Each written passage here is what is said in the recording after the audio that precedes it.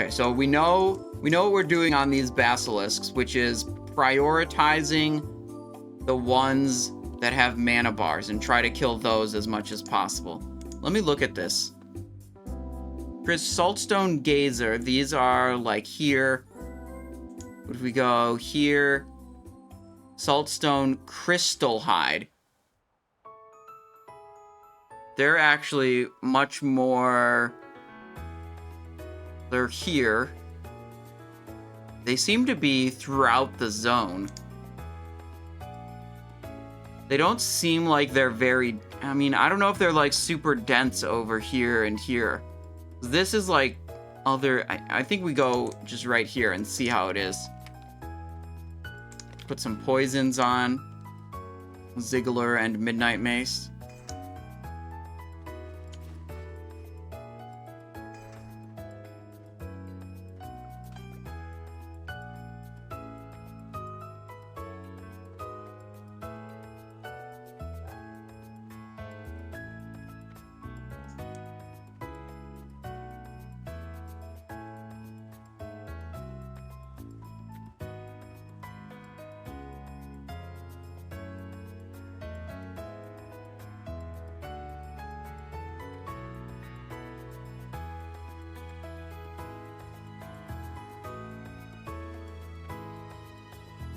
It's a bird. Salt's Flat Vulture? Well, that'll just be our first victim.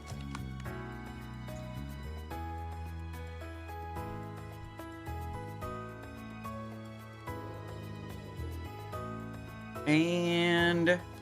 ambush. Didn't critical strike. That's unfortunate.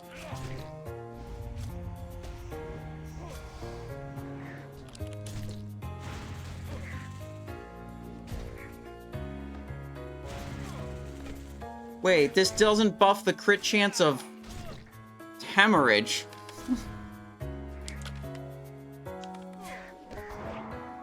Alright, whatever. Ghostly Strike it is.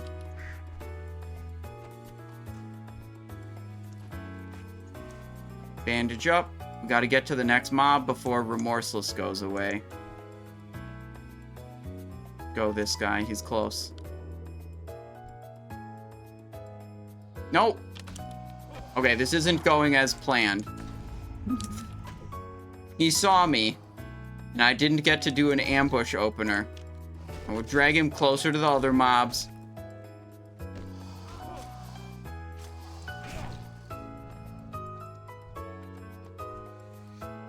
What are your thoughts on heroic progression versus heroic Lich King on 25? Would Blood Council prog be worth it before heroic? You should be killing, I think, everything in the instance heroic before you're worrying about heroic Lich King, because it's, dude, these things are too high level. It's hard to sneak up on them.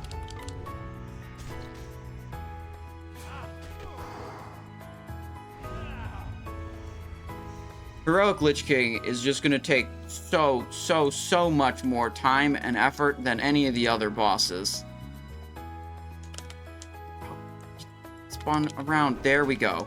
Half of his health with the first ability. That's what we're looking to do.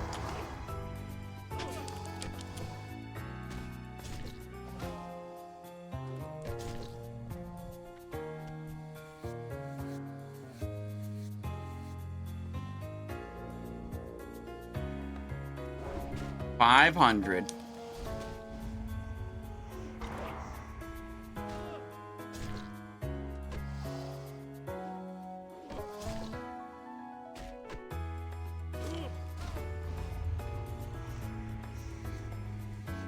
Oh, I could have skinned that one over there, huh?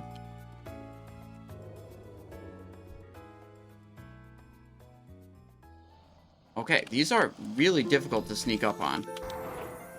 I think, I read something actually about how stealth works.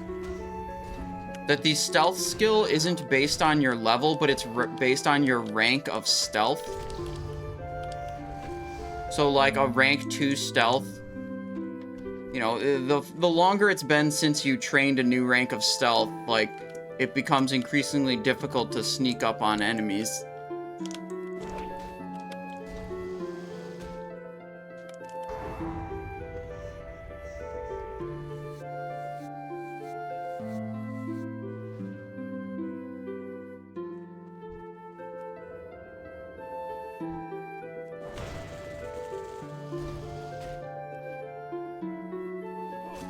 Also, maybe the slice and dice isn't good. Maybe we just go for more hemorrhages.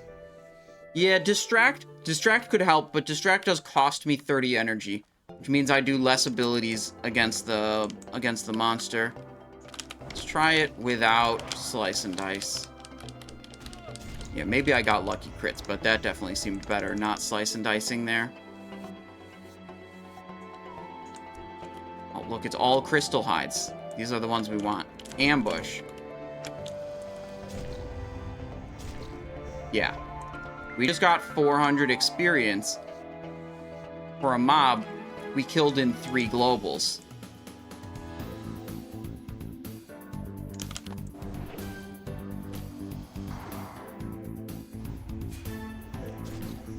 Yep. This is good.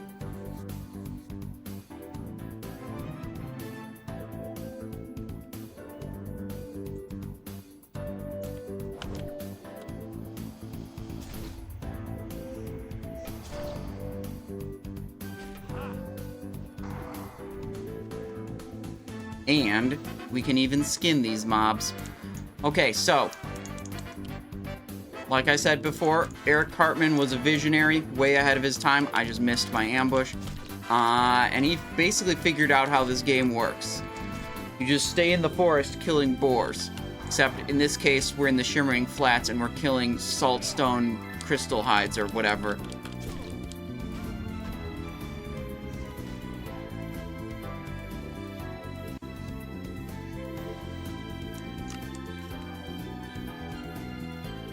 Yeah, peer review, I do think it's kind of silly to try to kill Heroic Lich King before you've managed to defeat all the other bosses in Heroic. Like, if you can't handle Blood Council, you can't handle Heroic Lich King. Like, it's a whole nother world of difficulty, and frankly, like, if you're not able to handle Blood Council, like, you're just not gonna be handling Lich King either.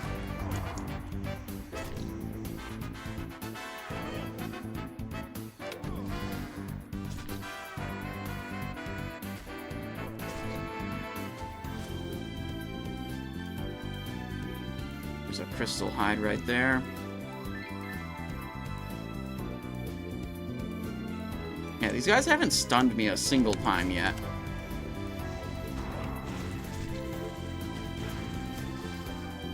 Ziggler seems to be popping off with a lot of nature damage procs. Every time it's that little lightning graphic.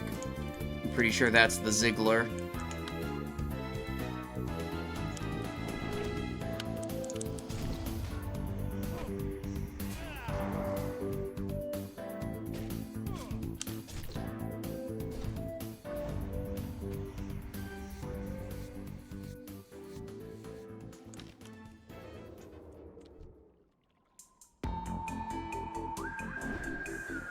I'm just waiting for us to do a stack and cleave strategy on Blood Council. Do enough damage that we just stack them all together. Maybe you get one transition, but then, like, everyone's already on top of the second target. So you just continue standing there blasting.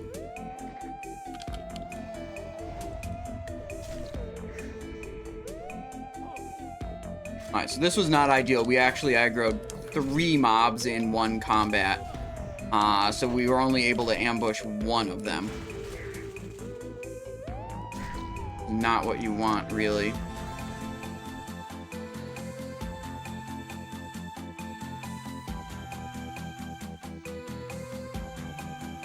Does damage to non-active mobs count? No, it doesn't help you kill the mob.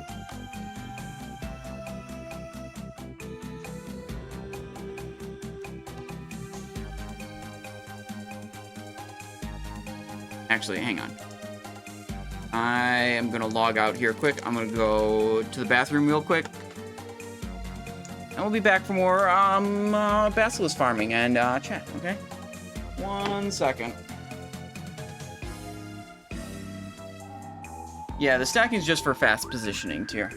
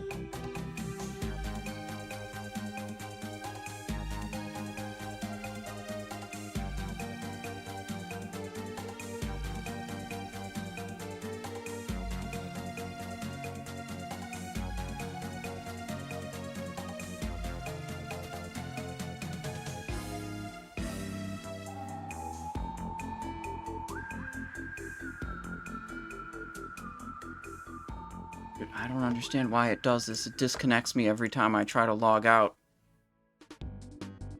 Okay.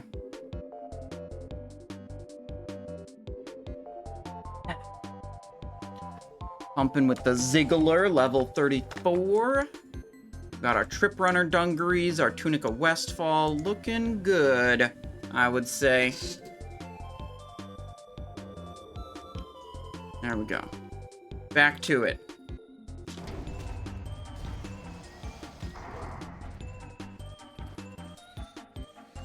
What are we getting? We're getting mostly medium or mostly heavy?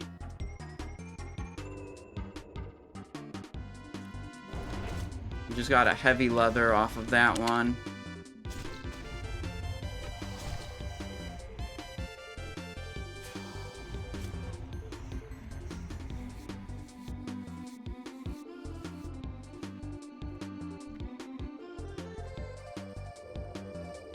Oh, no, don't attack me, don't attack me. Nice. Got him.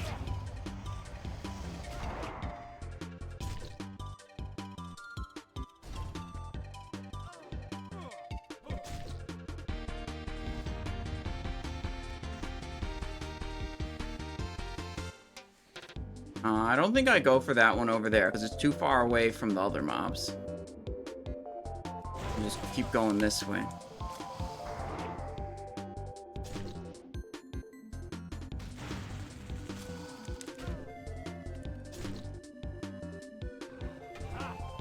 $430 experience.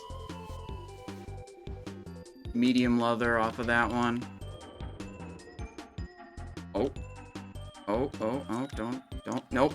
Damn it. Too close.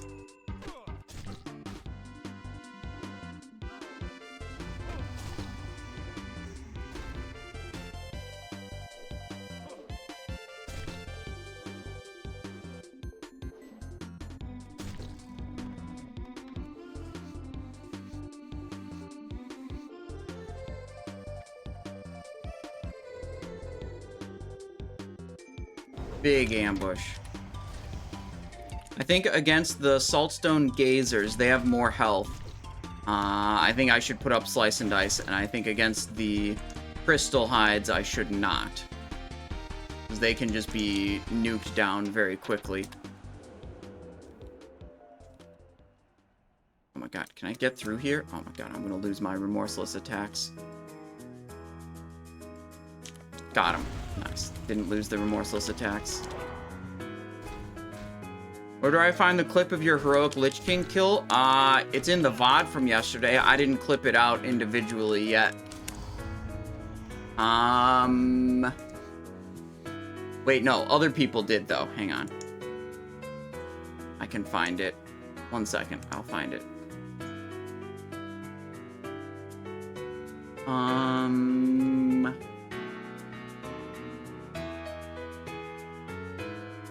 There.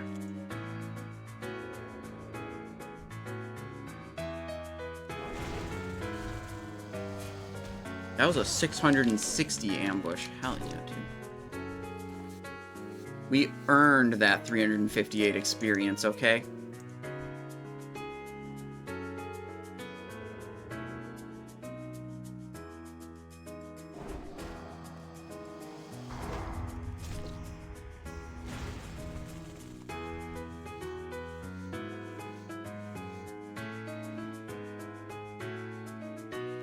Oh, well, if someone else is complaining about Lich King prog, they probably share the same sentiment as me, that it's pretty, frustrating.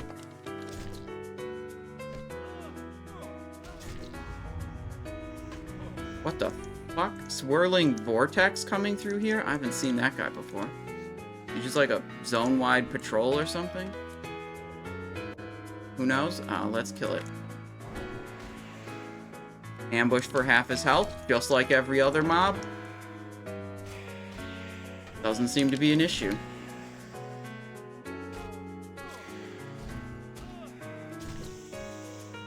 Can't do skinning on him, though. That's an issue. Oh, don't attack me. Ambush. And it's dead. Yeah, I'd say this is a very good grind spot. And we're gonna be fucking rich, too. From all of this crap that we're looting and all the leather that we're looting, too. This is, like, we might grind these all the way to 40. Like, no cap, and we'll have, that's how we'll get, we could get our mount money this way, too. Because, we're kind of poor, and we need to have 100 gold by the time we're 40. I am definitely not rich. I have 1 gold, 35 silver right now.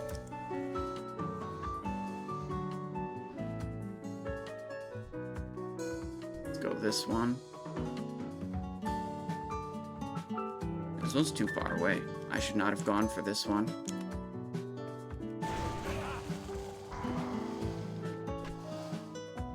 Gotta level up. What do we go for? Critical strike. Then we'll be able to get murder. We'll go critical strike, and then 2 ranks in murder will be very good. Unfortunately, the lethality does not improve damage of ambush, which is just really sad. I mean, we could have made the ambushes so much stronger if lethality boosted ambush.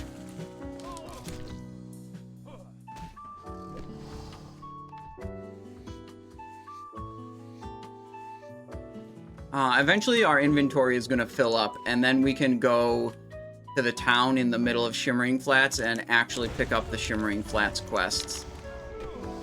Hopefully that'll make Orim happy. Orim was very upset that I went into that town looking for a mailbox and then walked past a half-dozen quests without picking them up.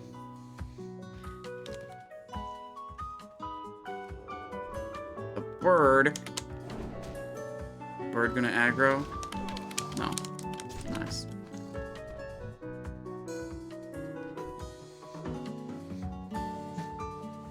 Oh, double crystal hide. Nice. Oh. Oh. Wait. Wait. Ambush. Nice.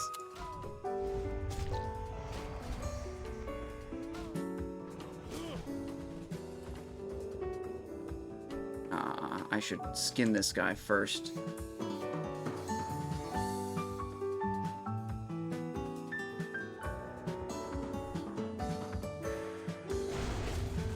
Low EC asked, do you know if the Sims know how to calculate Tiny Abomination? If you're talking about WoWSims.GitHub Rogue Simulator, yes. What you're probably disappointed about is you're probably using a normal mode Tiny A-Bomb and expecting it to be really good, and turns out the normal mode one is just not very good. And your death choice is also going to fall off in value as you get closer to being crit capped when the proc is active. Remember, Bislists are made for best in slot gear. When you have everything, what's the maximum possible, and value of certain individual items can change when you don't have all the other items already. And Tiny A-Bomb is definitely one that suffers from that, because at lower gear levels it doesn't really perform, it doesn't really shine as much as it does at higher gear levels, or like fit into the overall gear set as well.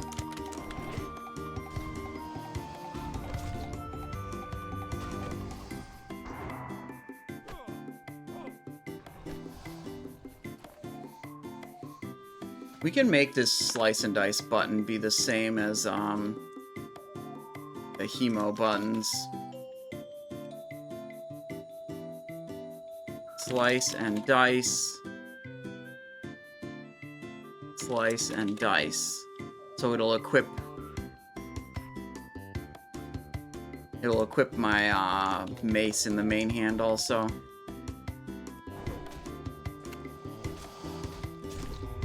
Not crit that ambush, but we didn't have Remorseless, so what it is.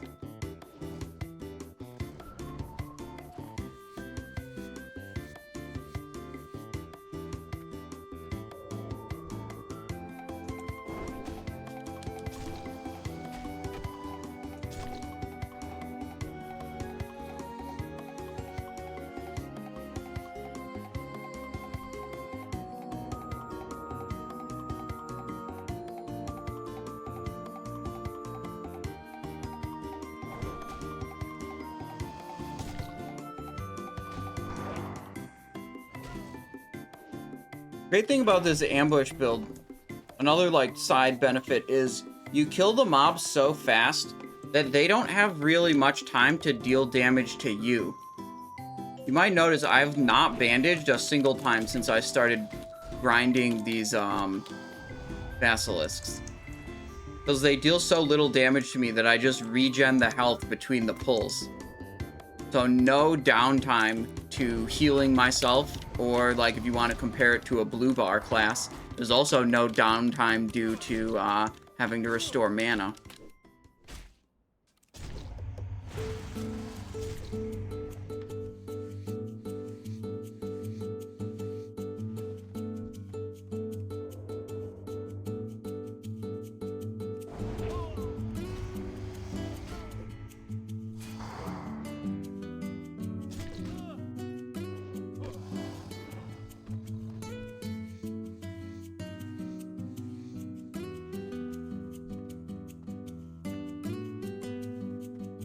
Oh, I got too close. It's greedy. I want to get as close to the mob as I can before I enter stealth, just because once I enter stealth, I move slower. But sometimes I get too greedy. I get too close, and then I get in combat before I get into stealth. And then I don't get to ambush, and it's bad.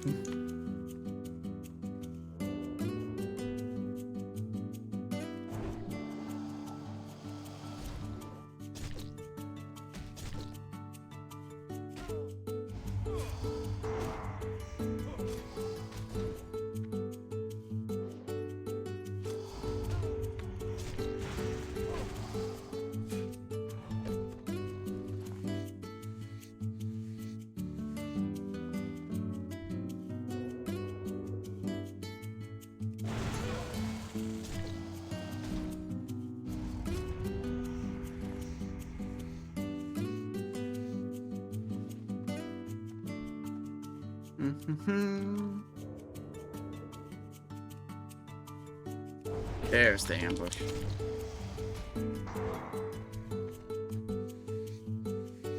Pretty good. Go over here, get these guys. Distract, how about it? Aggroed both. Okay. Do you see the winning the PvP event in Ashenville gives you an unused item that gives a world buff? Yes, dude. I'm so happy. Not only are they bringing back world buffs, they're making more of them. Like, Season of Mastery was kind of lame when they were like, bosses are gonna be harder, and you don't get to have world buffs. Just think, like, imagine if, like each content phase is gonna have a PvP zone event, right? Maybe it does. The first one does, maybe the future ones do. What if we have, by the time we're max level, what if we have like 3 more world buffs that we get to stack up? Dude, then we could kill Patchwork in like 60 seconds. It would be so fun. And then someone would die and they would literally get kicked out of the group because they lost their world buffs. They'd be literally irrelevant. That would be so funny if we had so many more world buffs that added so much power. That like, if someone dies in a raid and loses their buff, they literally get kicked out because they're no longer contributing. So the power differential is just that much.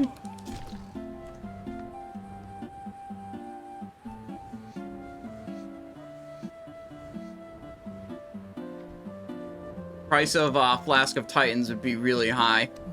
People would figure out real quick how to not die in raids. If it became the norm to kick someone out after they lost their run. Okay, that's kind of toxic. Okay, that's pretty toxic. Trying to kick someone out after they lose world buffs, but I think it would be fucking funny.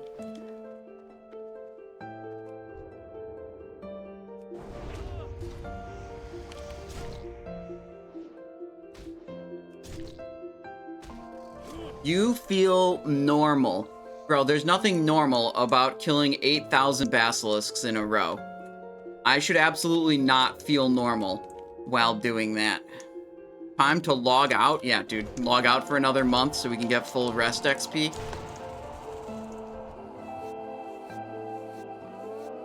for another 2 months, yeah.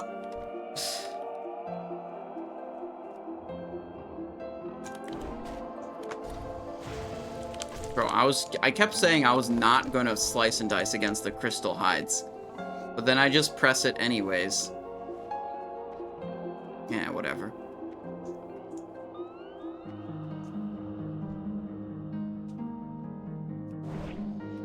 But this is a gazer. It has way more health, so we slice and dice against him. Dodge, dodge, dodge, dodge. Dodged a lot of his attacks.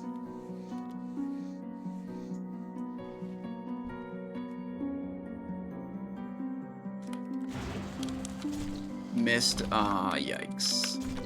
If we ever miss an ambush, then it's time to slice and dice also, because that mob's gonna take too long to kill. Well, long enough that slice and dice becomes good is what's actually what I actually mean.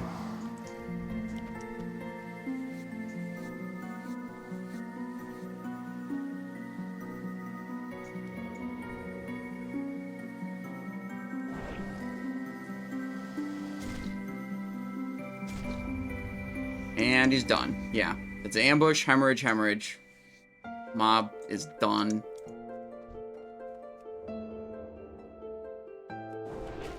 Ambush, hemorrhage.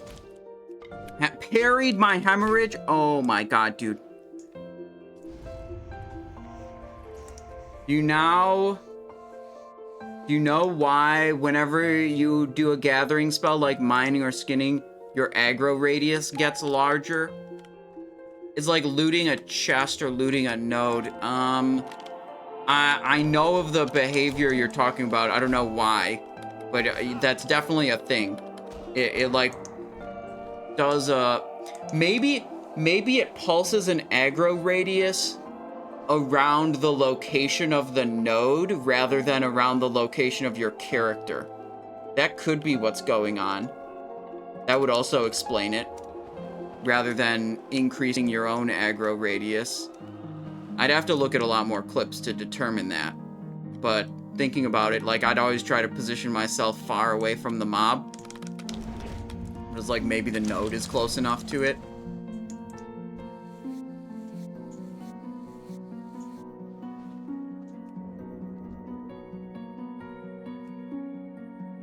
Wonder if I could find a spot of these mobs where it's like just crystal hides spawning. Trying to think if like crystal hides always spawn in the same spot or not. Like if I could jump back and forth between these islands, killing crystal hides only.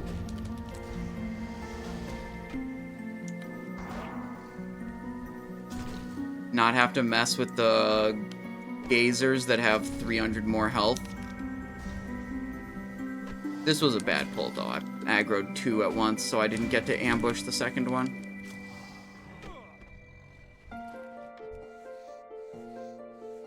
So this little island section here, peninsula, that's what it is. 2 crystal hides there. Crystal hide here, crystal hide there, gazer, crystal hide. I'm looking at each of these spots and basically remembering where the crystal hides are spawning, and then we'll like check when a mob respawns and see if it ever respawns as a gazer instead of a crystal hide.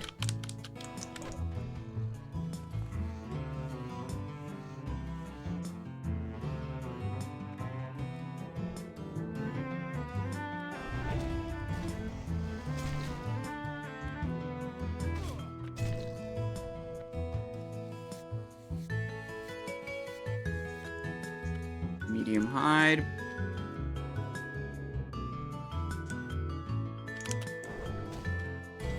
My favorite mining farm, actually I had 2 favorite mining farms, and I think I'll definitely go, in Season of Discovery, I'll definitely go mining and engineering.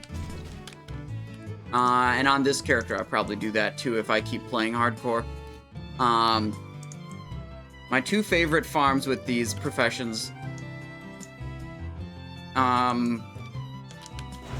one is dark iron, and all you really do is you go to the auction house and you buy a bunch of dark iron ore, and you fill your inventory up with dark iron ore, right?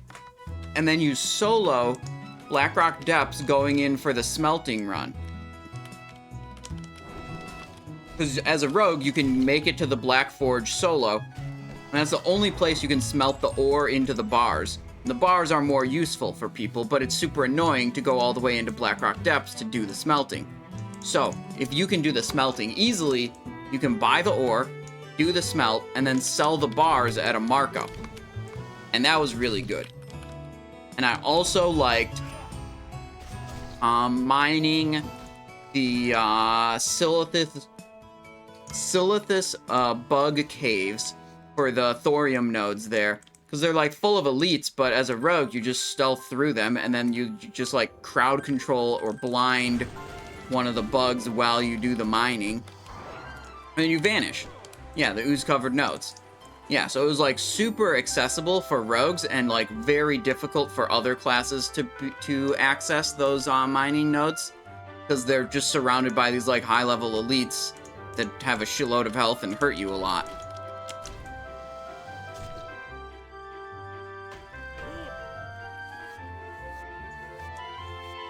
But really the big winner is definitely the smelting of dark iron as a rogue.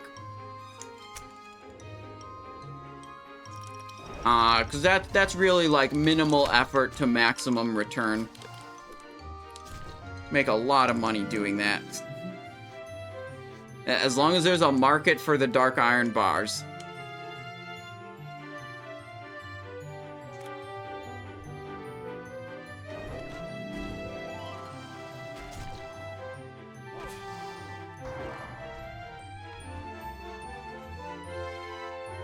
Crystal hide. Gazer. There's a crystal hide spawning again on the island.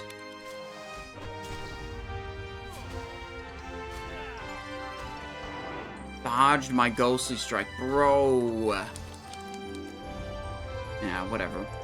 We'll level up a bit and that'll stop happening. Whipwood recurve bow, level 29 bow. Okay. I see you. No. I was trying to avoid the vulture, and now I've aggroed another thing. F.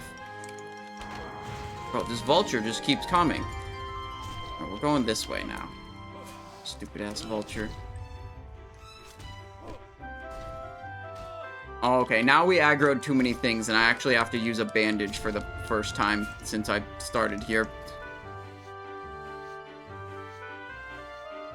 Alright, we'll do a skinning and looting first, and then decide if we need to use the bandage.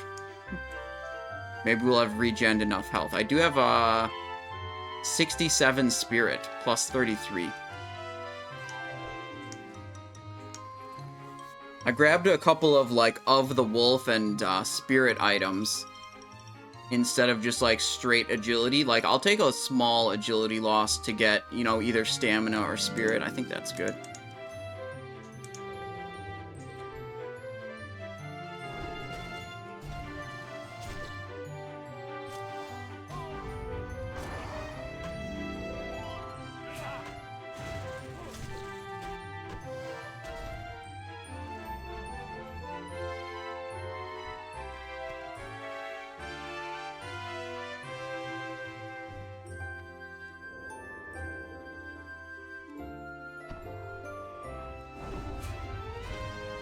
There we go.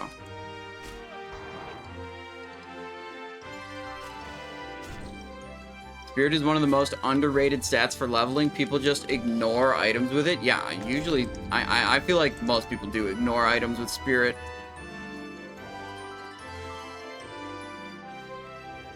And, like, it's not great. It's probably better on mana classes than it is on Rogue.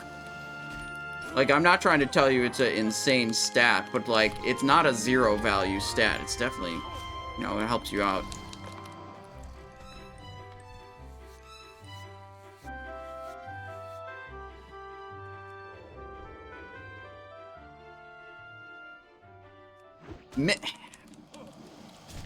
Bro, miss. Maybe we should invest towards precision. Missing ambush is pretty tilting. But it's like getting precision. It's so many points, dude. Whereas over here, it's just straight value, right? Well, okay, it's value up until we get murder. Then after we get murder, there's not much else that helps us here. Subtlety, we could get deadliness. We'd have to invest 3 more points, then we start getting points in deadliness. Combat doesn't really... We could get Dagger spec, I guess. No, Dagger spec would probably, like, literally crit capped on ambush. I don't think Dagger spec helps us too much.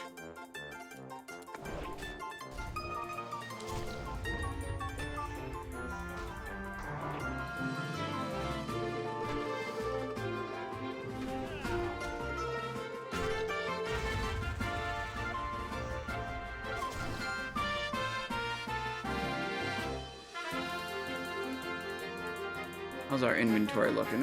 We still got 15 inventory slots. Dude, we're gonna be so rich, dude. This is the best part. We're gonna do this grind, and it's good. It's gonna just check. It's checking all the boxes, you know.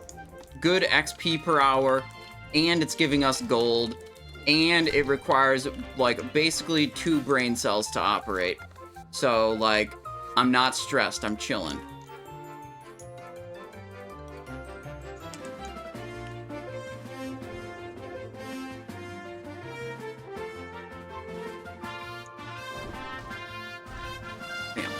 Will you hit 60 before Season of Discovery? Probably not. We'll see. I mean, I'm probably gonna dial back the amount of Wrath of the Lich King, like, Icecrown Citadel raiding I'm doing, because, like, well, basically, a lot of my characters are just running out of, like, my characters are getting close to not needing 10-man anymore. Which means I only, you know, with the 4 characters, it would only be, you know, the 25-man raids each week. Jaxor is coming in with Prime. Thank you very much. Thank you for 13 months of support. How's it going? How's it going? Thank you, thank you, thank you. How are you doing? You hyped for a little Season of Discovery? Or what? I am hyped for that.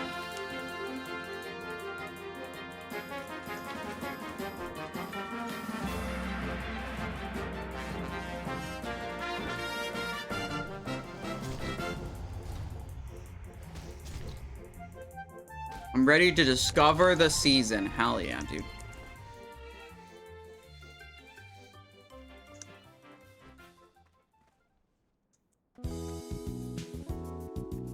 I feel like with the timing of it, they'll probably do phase 1 for like a little over a month, and then after the holiday season. Because, right, it's releasing November 30th, so then like we're going to be into December. So we probably get like phase 2 of that in January. A month of blasting Black Fathom Deeps. Longer than a month, but not longer than 3 months. Okay.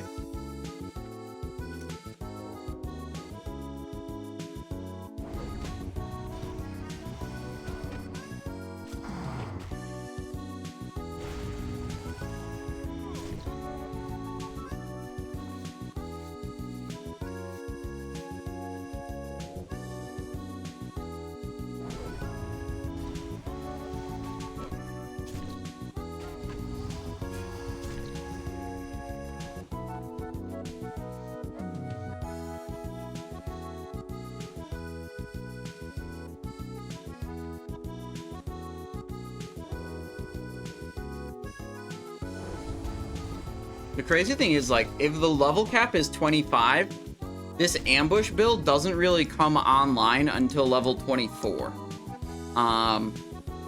So I probably won't use this build for leveling in Discovery, Season of Discovery. It's probably just going to be straight up combat for phase 1, and then, like, we'd probably wait until phase 2 drops, And at that point, you have a bunch of runes, and you might not even want to be doing ambush spec to level at that point.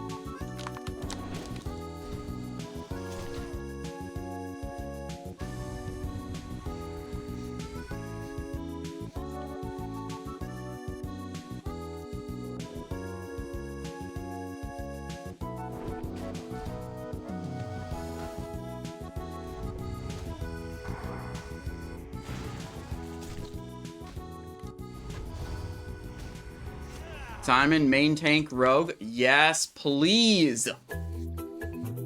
Dude. Then I can get main tank loot prio, okay?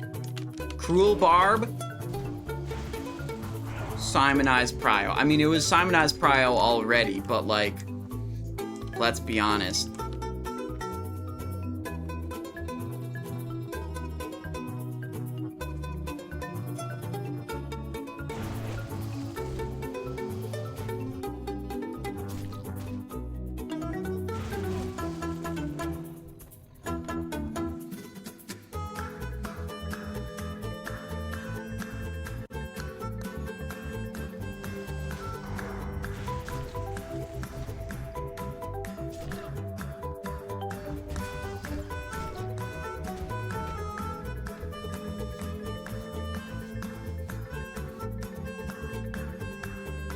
Oh, a crystal hide.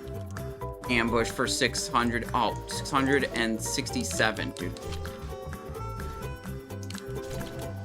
That was lame. It was almost 666, but not quite. The Ziggler betrayed me.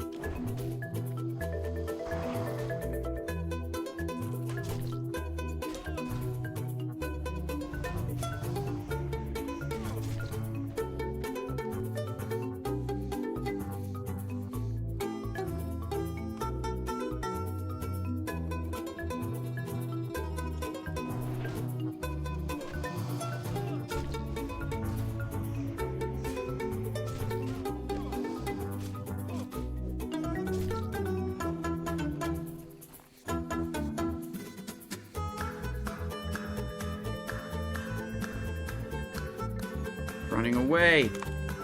There we go. 633.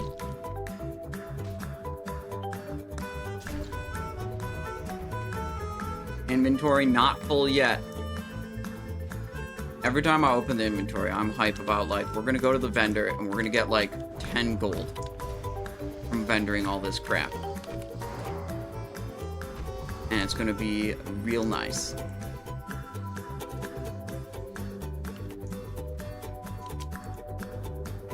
Dude, there's an epic dagger we can get at level 40.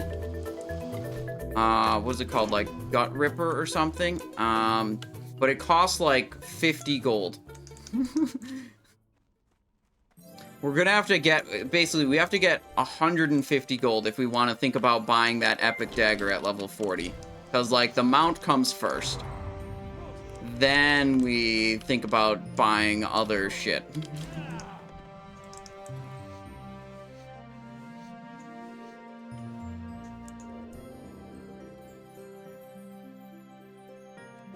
But anything to keep the ambush dream alive, you know? As we ascend into the higher levels.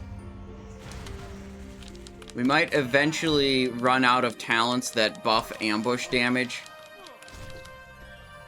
They say anything about mounts in Season of Discovery? They said there was going to be a Ashen Veil only mount that was a reward related to the PvP event.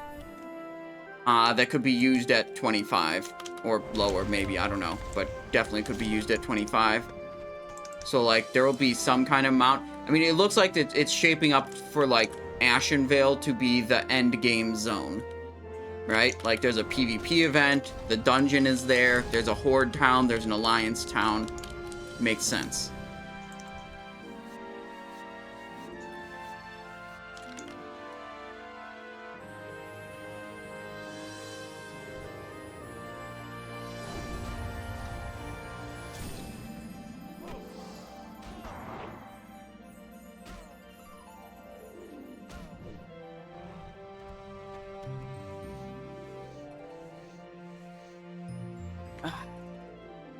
Alliance or Horde? I could go either. It just depends what the group I end up playing with wants to go.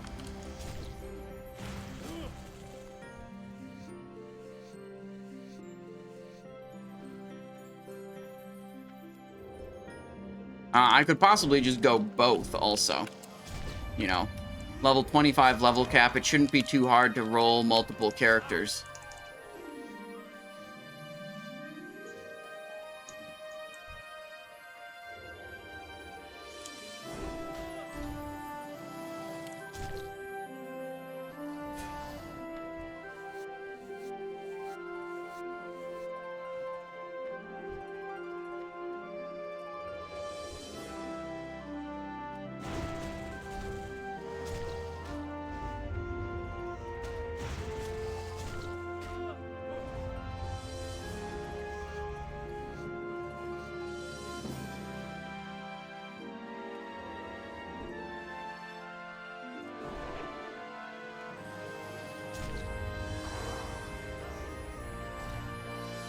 Hit this slice and dice. I'm thinking I'm gonna carry it into the next mob.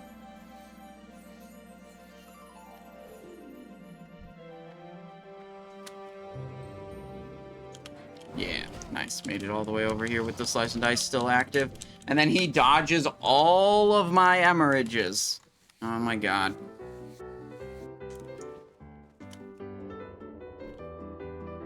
What the? He turned around at the last second.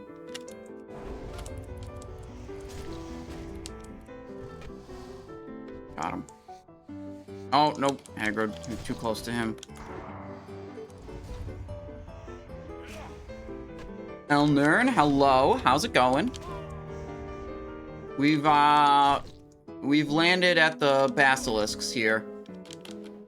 You see, we did most of our goals today. Get level 34, get 10 gold, respec subtlety, go to shimmering flats. We're now on this step, grind to 40. Currently level 35, making good progress.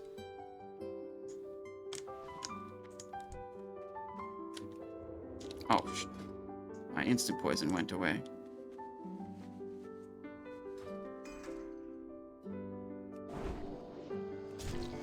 Absolutely demolishing these mobs. Tiger runs today? I can't remember if we reset or not. That's on Wrath of the Lich King, though. So we might just stay on hardcore all day. I don't know. We'll see. About time for a food break, actually. If I want to continue the stream much, you know, many more hours, you know, now would be a good time for a food break, I think. I died almost 4 times, as in, like, you've died 3 times already and almost a 4th? Or you had 4 close calls where you almost died and you're still alive? Need a good gamba? Oh, true.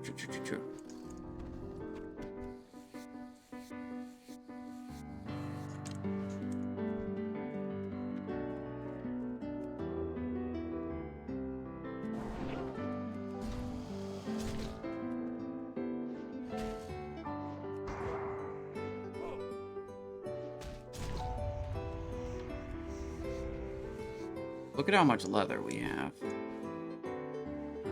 Leather. Looks like it's mostly heavies. We have some hides. Yeah, we have more heavy than medium. And that's fine. The heavy leather is more valuable per piece.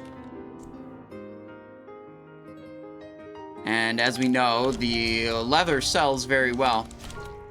No problem selling leather at the current going rates.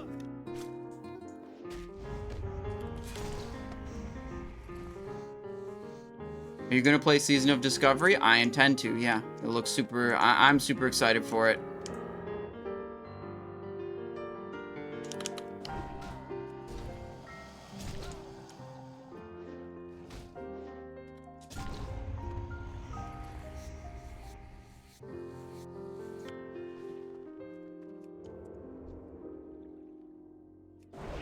Damn. Oh, wait. What the? A gnome! I thought I aggroed that second one. But it was this gnome over here. Alright, we're fine. Everything's fine. Any leveling guides in YouTube to see how you level up? No. Most of my guides are all about, like, max level content. I haven't really thought about putting together one about leveling. Oh my god. It keeps spinning. There we go. Dodge, miss, dodge. Shit.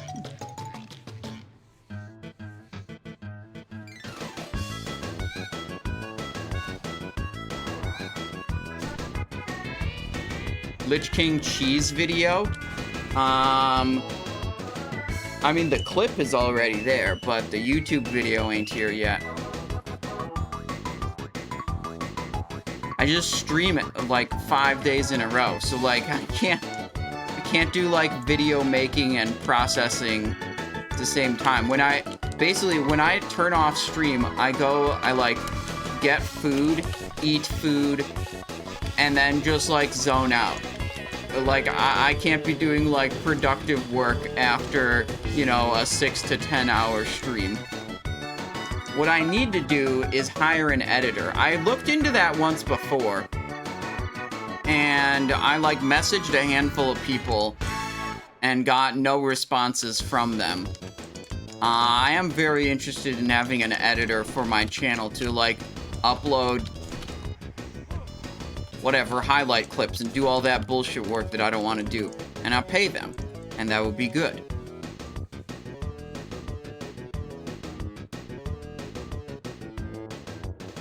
Oh, wait, shit. Our poison ran out. And then we just face aggroed him. Trying to get behind for the ambush.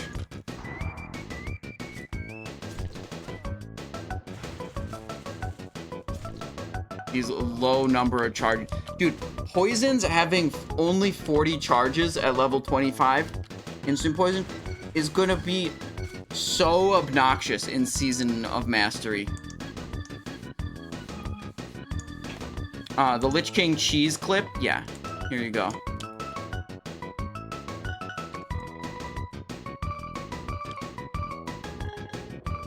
Let's actually watch it together. I like that clip.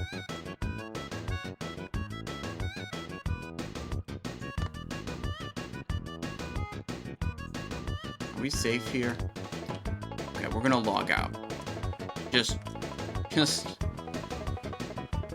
stuck in the water. Okay, log out.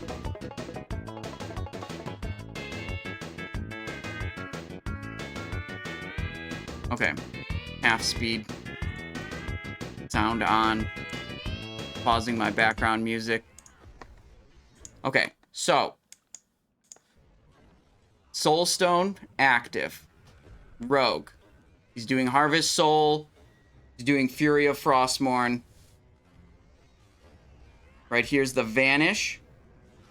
And what Vanish did is look at my debuffs.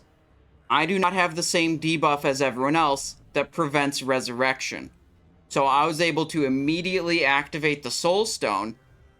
Immediately after Frostmourne killed me. Immediately activate the Soulstone and continue DPSing. Bro. Insta. And you can see, speed it up now. 2x. We're just sitting here doing damage while everyone else is dead. And if you look at the boss's health and the amount of damage I end up doing, you know, you could do... Oh, wait, this doesn't actually go all the way to the end. Anyways, if you look at the boss's health and the amount of damage I end up doing, it's... You could probably kill the boss before the RP ends with 2 rogues. Maybe it would take 3 rogues doing this. But that would be... Yeah, that'd be great.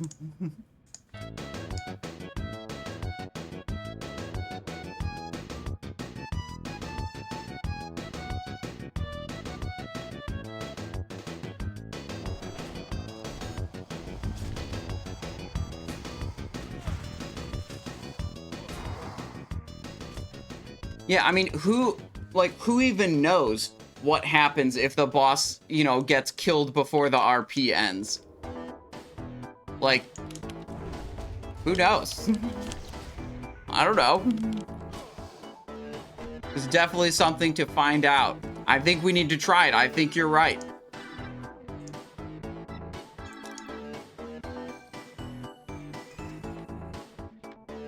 Look at all the basilisk spines we've got.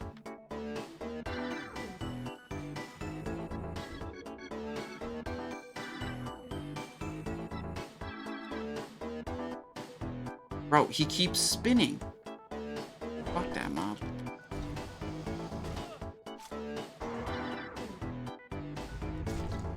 Dead.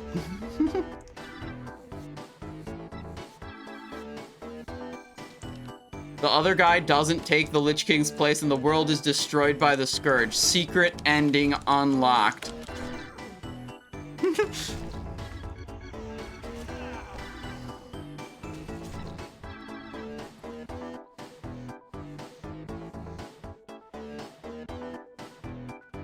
This other dude is here killing my mobs. Nah, whatever. It's fine.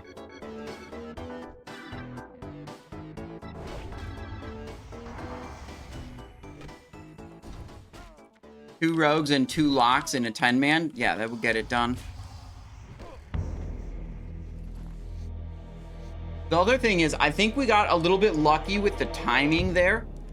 I've noticed before that when Lich King does Fury of Frostmourne, sometimes there are vile spirits just lingering in the air. And I would assume that if I insta-rezzed while the vile spirits were still lingering in the air, they would just come down, explode on me, and kill me. That time we were at, like, a part of his, like, ability cycle where there were no vile spirits in the air. So I was, like, in the clear. That could be problematic on future attempts if, you know, if that's an issue. But what could also be the case, and, you know, I don't know, we have to try it.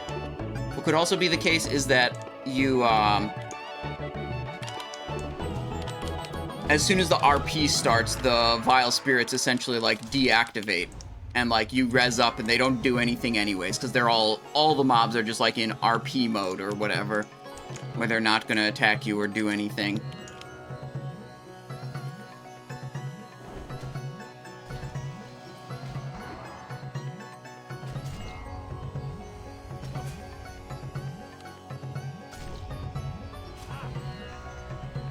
Let's see, how much life do we have left in this build? Like, how many more points can we put in that make it better?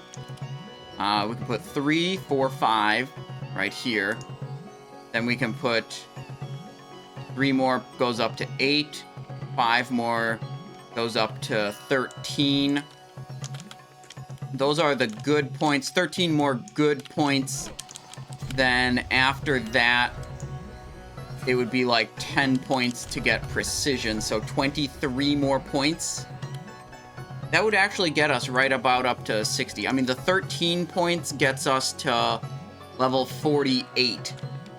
And those are all good points we're spending that amp up the value of ambush.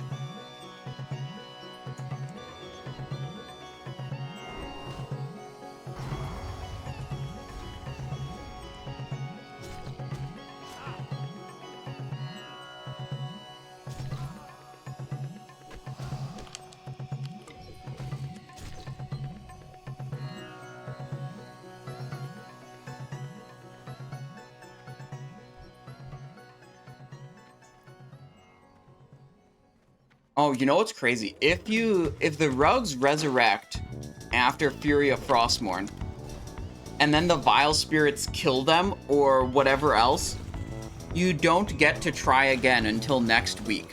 Because at that point the encounter is like over. You can't stop Lich King from dying at that point. So if the rogues, like, if the Fury of Frostmourne goes off, and, like, either the rogues fail to vanish, or they vanish, but then they resurrect and get killed by vile spirits, you don't get to try again until next week.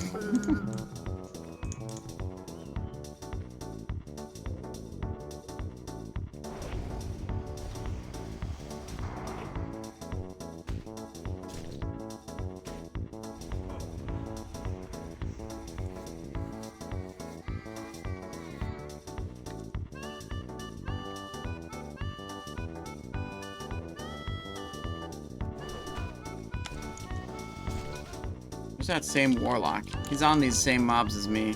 Been killing them for a while. Bro, he's not skinning any of them. We're actually just gonna go over and skin all of his corpses right now. This thing casts mana burn. Guess that's unlucky for him. Look at all the free money. Medium leather, 1 silver. Heavy leather is about 3.5 silver. How'd he get all the way up there? Can you go up the cliff face over here? Perhaps? Okay, now you're up here. Now I'm up here. Okay, not as much experience skinning someone else's kills, but, plenty of money, whatever. Care about that, too.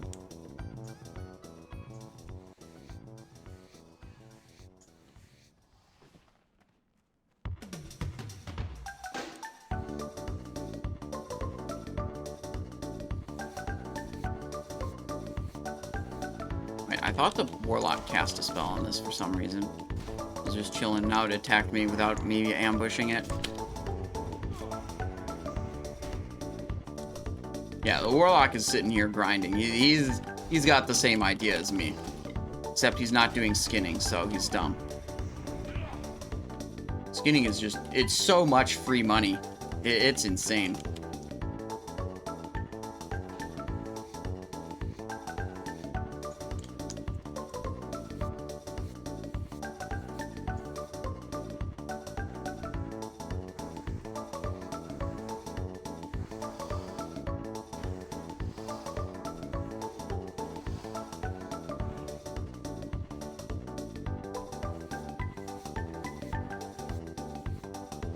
Oh, okay, we've skinned up a bunch of these. Let's go back to killing our own mobs again.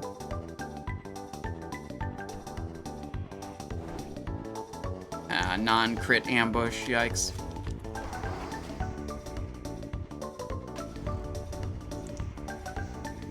Alright, now we got remorseless attack, so we won't do a embarrassing non-crit again.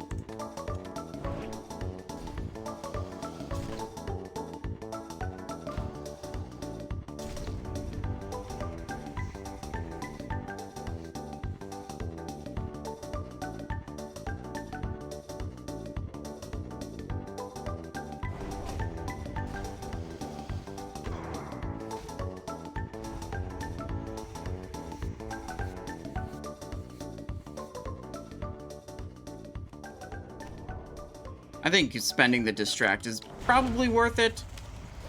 I was skeptical because, like, it costs me energy and then I can't kill the mob as quickly, but I do spend a lot of time trying to position for these ambushes, and the distract makes me spend 0 time needing to position. But distract is also a long cooldown. I cannot have it for every mob.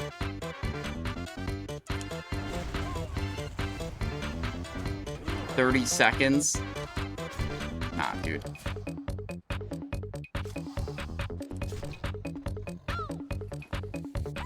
Imagine if we had someone to help us mob tag.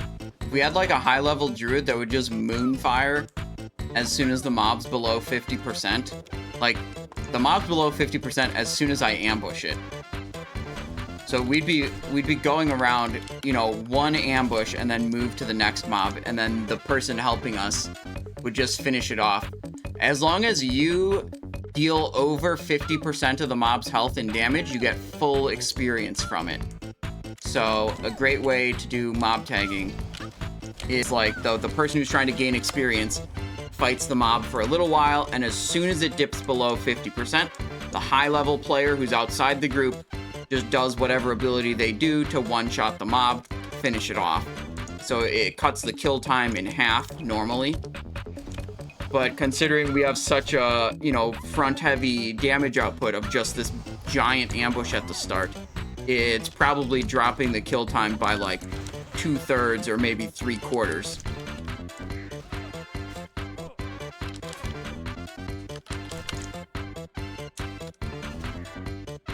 Whoopsies, I accidentally turned my character around. That was not good.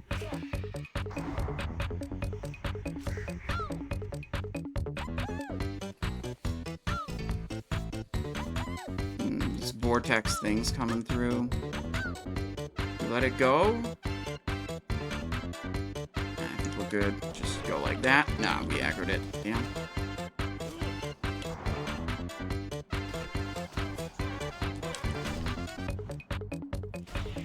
Fresh slice.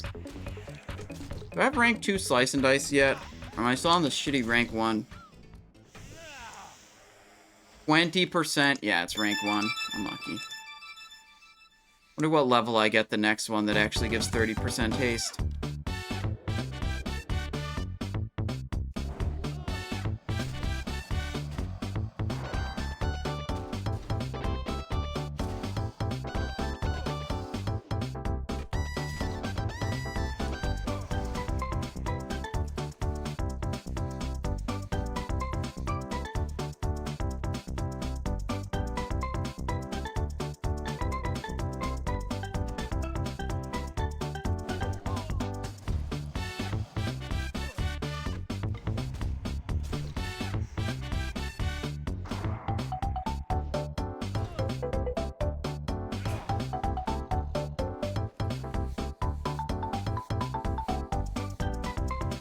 Let's use a bandage.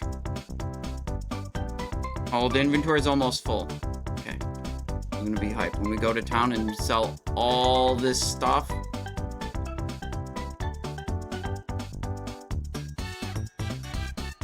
Sheesh, dude, we got a lot.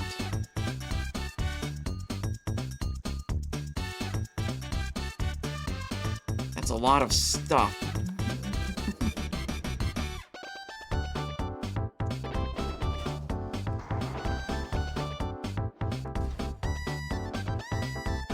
Non-crit ambush happens sometimes.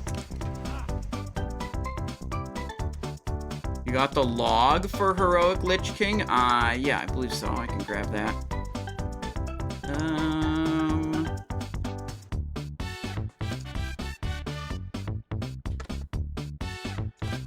Yeah, there it is.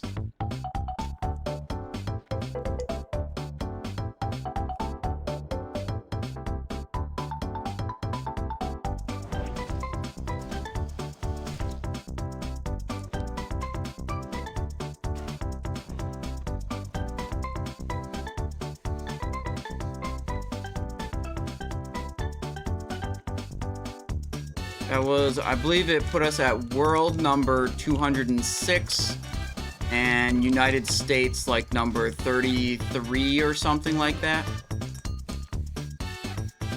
So not as good as we've done in previous phases, but definitely a fine kill. Wait, we got a large knapsack. Wait, that's super good. That's 2 more inventory slots. Hell yeah. 12 slot bag. I didn't even notice when. Wait, we looted that. Wait, like literally 2 kills ago. It's in the log. I just didn't see it when it happened. Okay, let's head to town. Inventory's nearly full. These guys don't drop any coin themselves, but they drop a bunch of like basilisk spine parts and shit. That's what we'll be selling.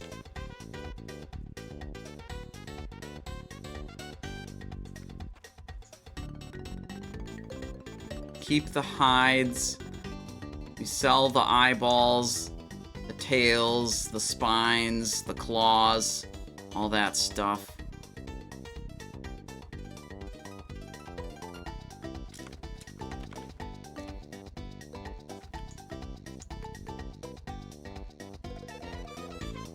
Okay, is there a mailbox here? It's a good question. Log 13 quest, Messenger to Stormwind. How about we abandon that quest? And then we've got a bunch of find Quay near the Goshek farm in Arathi Highlands. We might do that later. We can abandon that. Okay. We should be able to just pick up all the quests around here.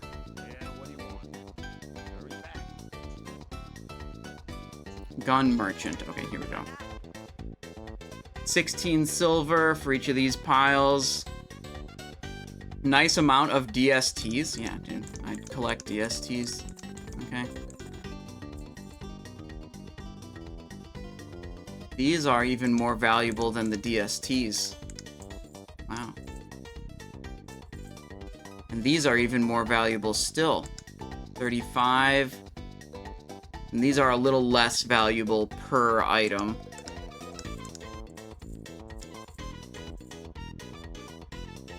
I think we just vendor that. Small silk pack, 20 silver. We'll give that to someone else who needs it. Should we be using this 30 attack power thing? We actually probably should be using Raptor Bane armor this whole time. Should have been using... Look, we're up to 7 gold now. Nice. Yeah, 30 attack power versus 11 agility. So it's what? 19 more attack power, but you get less critical strike chance and dodge. But that's fine. It's more than double the amount of attack power. Oh, wait, here's the...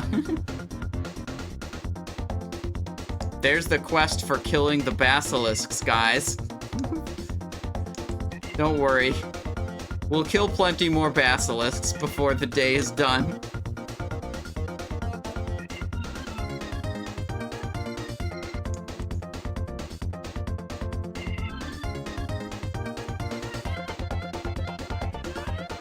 Hollow vulture bones. Yeah, that's fine. What is this? Zamek's distraction. Zamek. Maybe it's a quest that I don't have unlocked yet.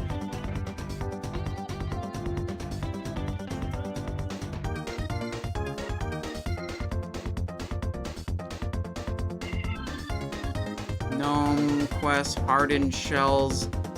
Hardened tortoise shells. Salty scorpion venom.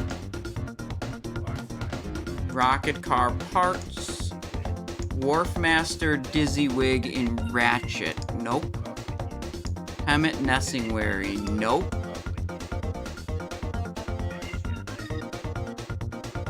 Okay, now I think we have all the quests that we want.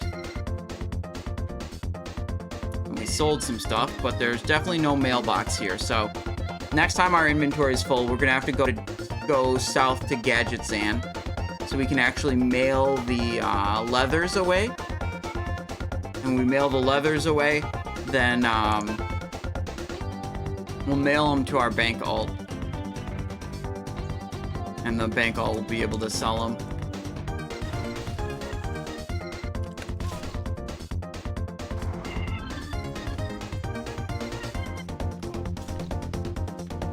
Ardent tortoise shell. Look at that. Salt Flats vulture. Okay. Kill this one too.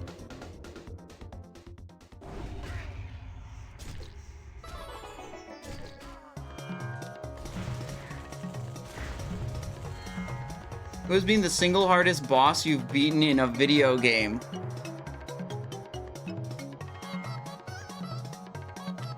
I mean, it might be Heroic Lich King. That's hard to think about.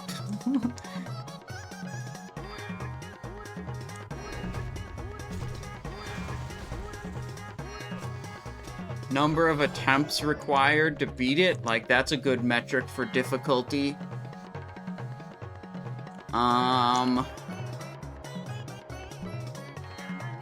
Shit, man, I just play World of Warcraft, okay? Ganon from Tears of the Kingdom? Oh, I didn't play Tears of the Kingdom. Or, I haven't played many of the newer Zelda games. The most recent Zelda game I actually played was Twilight Princess, and I don't think I played through the whole thing. That was a long time ago. That was in the GameCube days.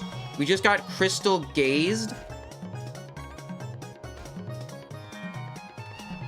Wait, we've been killing these basilisks this whole time, and they've never done that to us before. Yeah, Twilight Princess was kind of weird.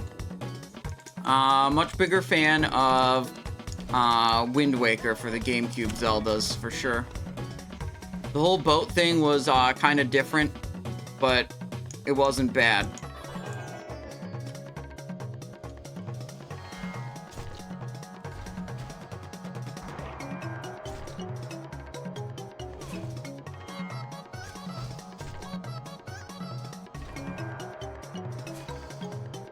Bro, he's gonna gaze me again. Why am I doing shit damage all of a sudden? Did I like, do something wrong when I Vendor Dust? Did I unequip my Tunic of Westfall? That's the only thing I changed. But that should make me do more damage.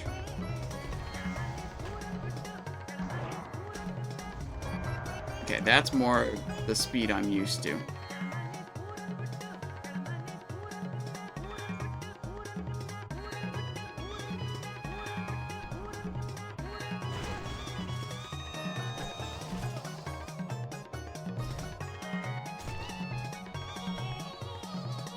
Did you ever play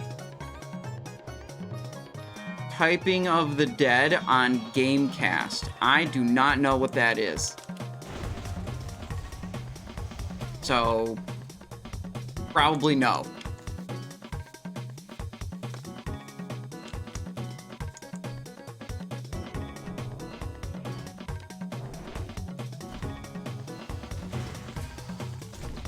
It was a video game where your controller was a keyboard and you had to type words to do damage.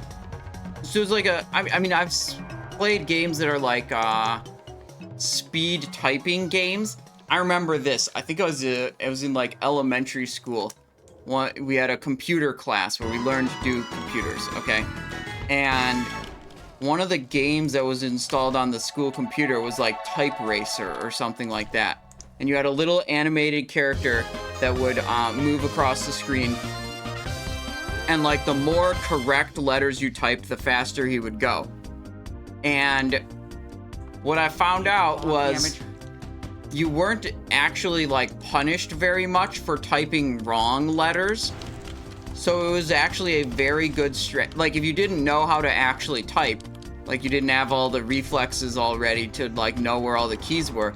If you just spammed a vowel, like you just spam A or E, a like very common letter, you'd usually win every race.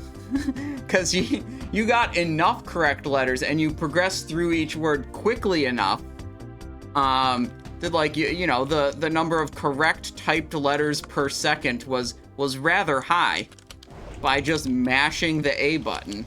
Fully Torqued, thank you for the Prime sub. Thank you for 6 months of support. I appreciate that. Welcome back to the stream. How are you today? 86, hello. Welcome. This is the post Lich King chill out session, okay? Only cool vibes allowed here. Anything good from Lich King? Caster one-handed weapon and caster two-handed weapon, so yeah. Make of that what you will. Oh, I could loot this. This is part of the quest, this thing here. Rocket car rubble.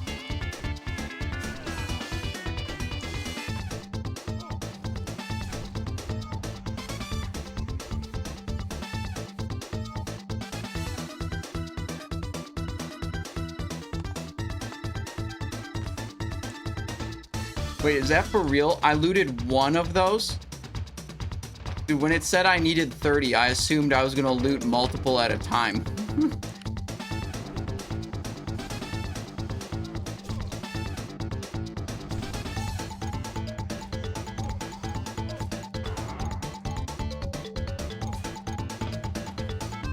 Whoopsies, interrupted the skinning.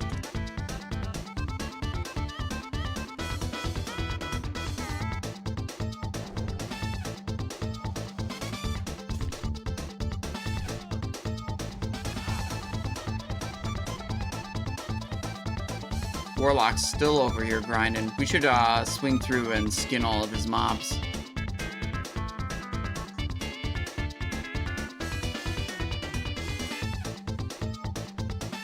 One silver.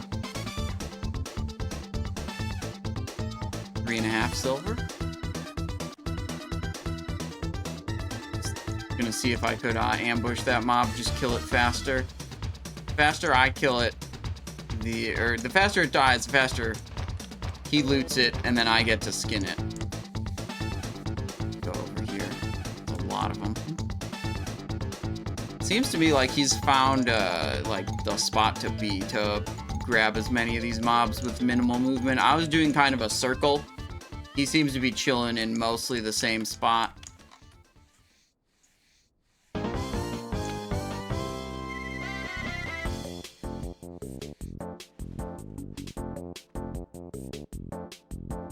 Rocket car parts. There we go.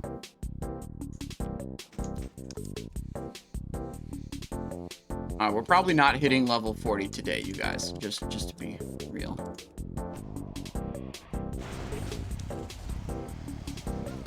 But we can make good progress.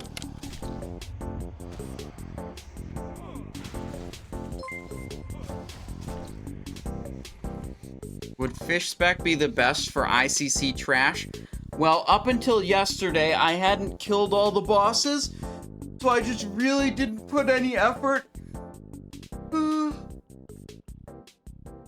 into trying to deal more damage to trash. Because it's like, all the effort should be focused on making sure you kill the bosses fast before you worry about, like, oh, let me kill this trash pack slightly faster that we're gonna kill anyways. You know?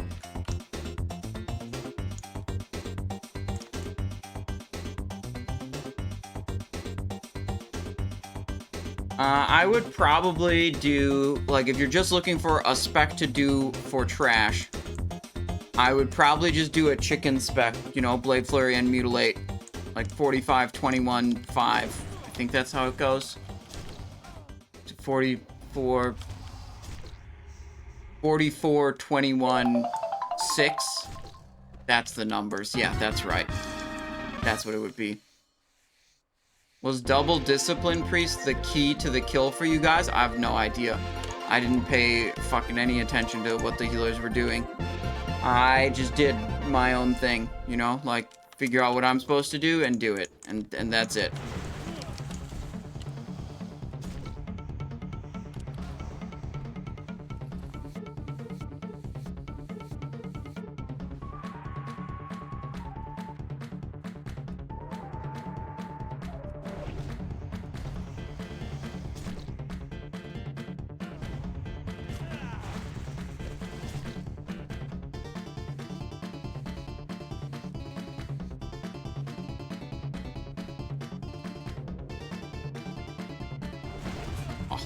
That guy got destroyed. It was like 3/4 of his health off of the ambush, and then like the Ziggler proc and the instant poison proc. That was satisfying.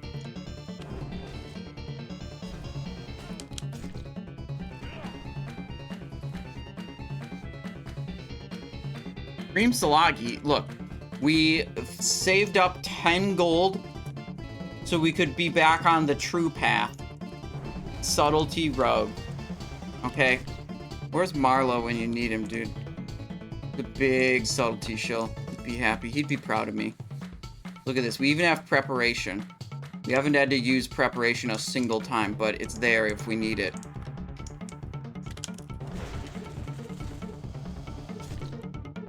Yeah, so the strategy here, Cream, is, look at this. We kill a mob. We get this buff, Remorseless Attacks. Increases critical strike chance of a bunch of abilities, including Ambush, by 40%. So then we just waltz over here. Ambush for 629, dropping his health to below half instantly. And then you just blast. And he's dead. He's fucking dead. And you kill the mob so fast. Like, insanely fast. These ones, the Gazers, are, they have more health and, oh, hold on. Ambush just missed. That happens about 5% of the time. But don't worry, guys. 95% of the time, it works every time. It's just that other 5% where Ambush misses, and it's kind of awkward. Yeah, Dr. Jones-Lot, thank you. Yeah, I do have to re-up the poison. 37 charges on the Ziggler poison. And then we have macros to automatically switch our weapons around. Because you can't ambush with Midnight Mace. You can only ambush with the Ziggler. Oh my god, we're gonna aggro the other one. Oh, we did. Damn it. I tried to not. Cool YouTube and guide says Askafan, 10 out of 10. Well, glad you like it. Welcome to the live stream.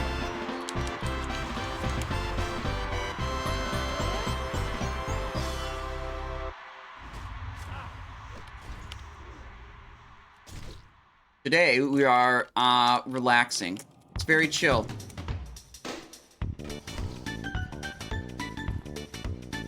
I'm killing basilisks in hardcore.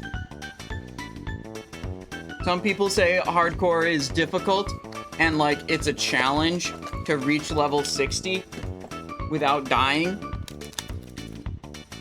Bro, the only challenge is having the discipline to do the easy thing 1,000 times rather than just doing the thing that's like maybe slightly more interesting but gets you killed. It's like, if you want to complete this challenge, it's not even challenging, okay? You just have to have the self-discipline and control to kill 8,000 basilisks on your way to level 60.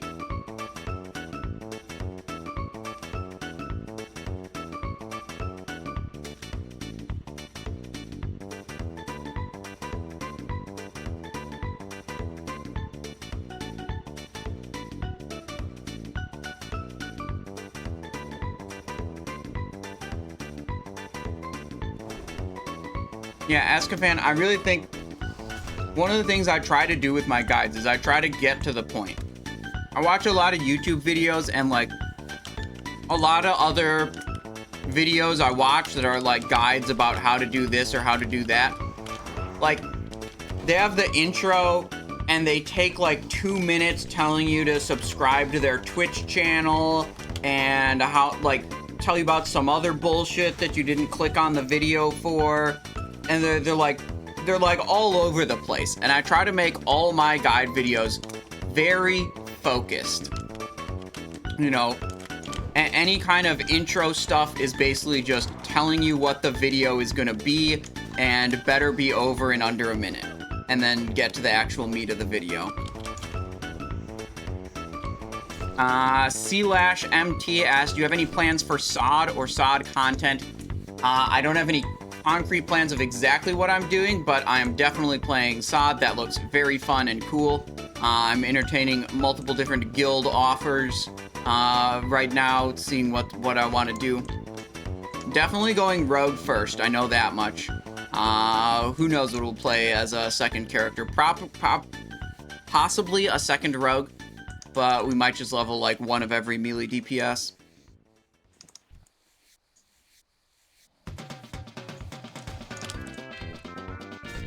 Yeah, that's another thing is some guides are too detailed.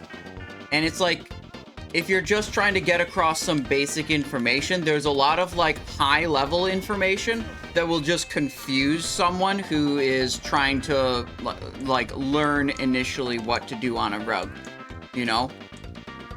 And if you include all that high level information, it can be confusing and I think make the guide worse.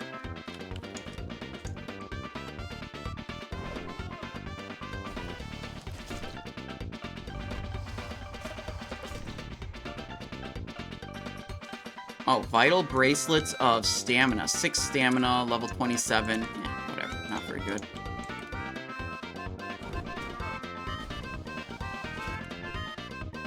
Missing with my hemorrhage, bro. Okay.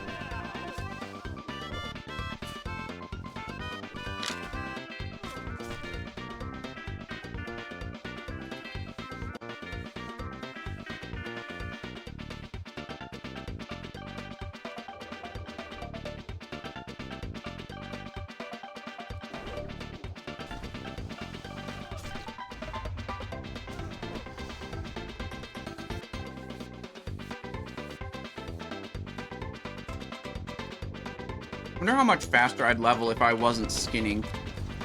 And skinning is 3 or 4 extra seconds on each mob. But I lose out on money. I mean, that's terrible. I mean, losing out on money. That's what the game's really about. Getting as much gold as you can. Duh.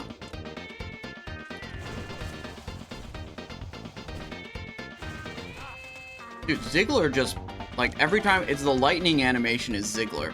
It seems to have a really high proc chance. I feel like I notice it. Maybe it's just that it's super flashy when it goes off, so I notice it when it goes off. But I want to say it's got a high proc rate, you know? That's what I want to say, so I will. Ziggler, high proc rate, it's Biss. There you go. Didn't proc a single time on that mob. Don't worry. Don't think too hard about it.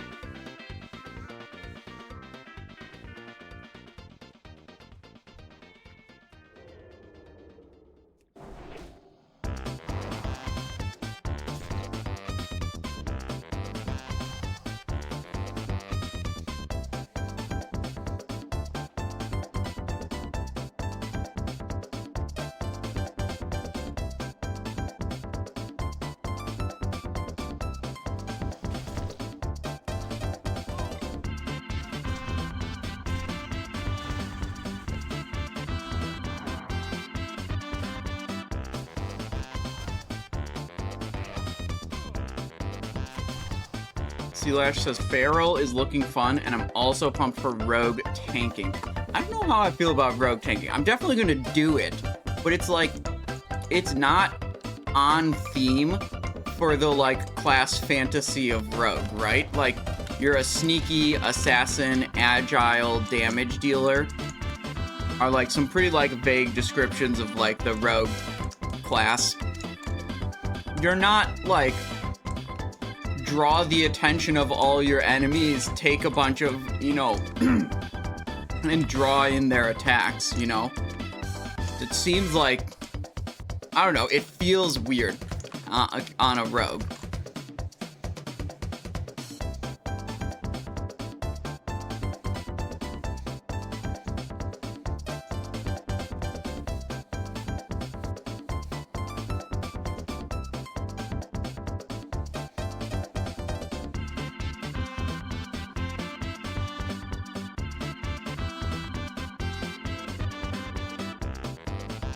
Yeah, I guess the way they've set up Rogue, or at least what it looks like, is you have a bunch of avoidance, which is kind of in the theme of like an agile character.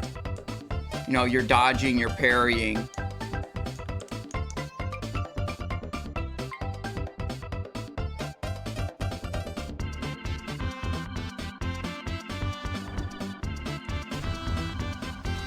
But like intentionally drawing the attention of the enemies doesn't feel very sneaky or roguelike.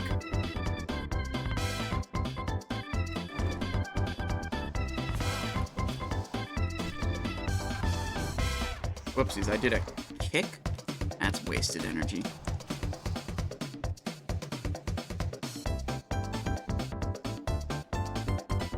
Yeah, Gnome should be a pretty good, at least in the first level bracket, because that bonus engineering skill will get you access to things that other races won't be able to access. I'm not sure exactly what options that includes, but surely there's something there. Cream Sloggy says, please educate me. I asked a rogue question. Wait, what? Did I miss it? Oh, is Hemo in Classic... sorry, I missed it. Is Hemo in Classic / Hardcore normalized, or is it the true vanilla version? I believe it is non-normalized. on classic era servers.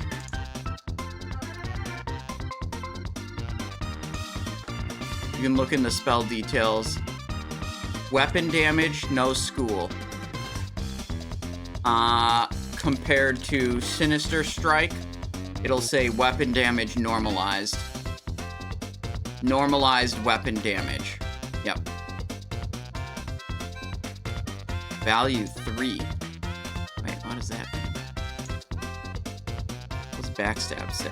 Backstab should be normalized weapon damage. Value 10? I don't know what that means.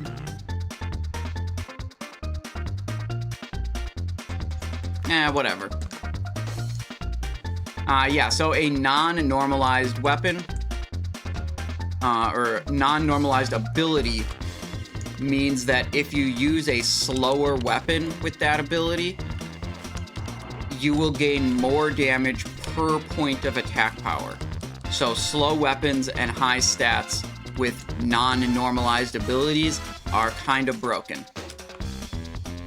What's the best way to farm gold in Wrath of the Lich King? Let me show you. I have a video, actually.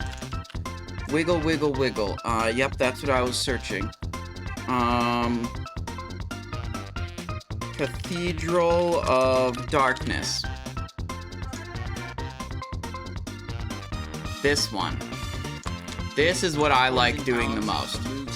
But this video is a little bit old. I just added pickpocketing all of the mobs prior to killing them, and then everything else is basically the same.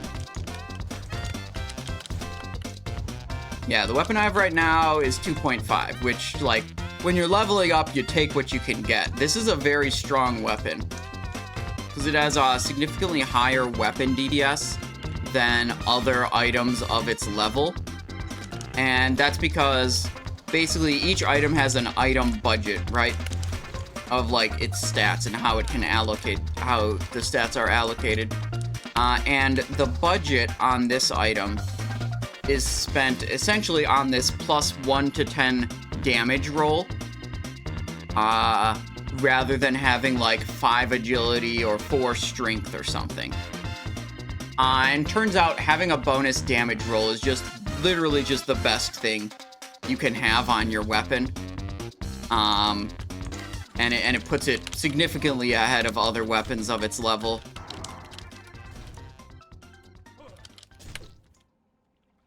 I did not stealth. I did not ambush this one. Not exactly the way we're trying to go here.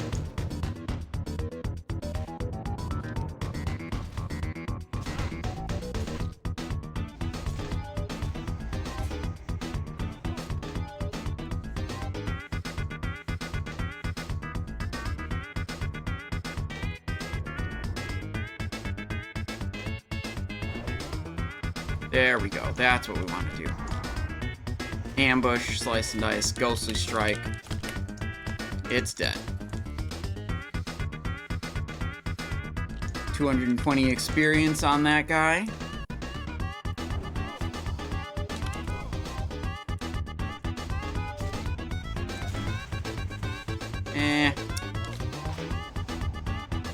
Thought about slice and dicing. When it's the gazers that have more health, I should probably slice and dice.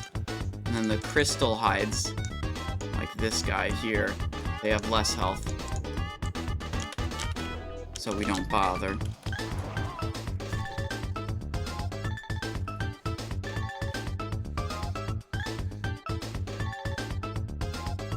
Grinding hardcore until the split. I'm actually not on the split roster tonight.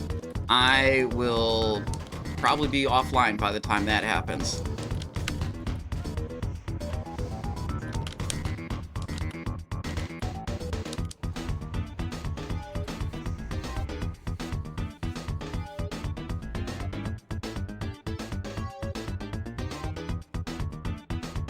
So, Twilight Corruptor? We could do Corruptor again.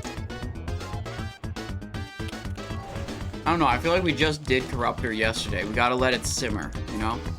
Let it marinate a little bit, then do it again later. Now that people have seen it, they know it's possible, you know? Let it cook a little bit, and then we go.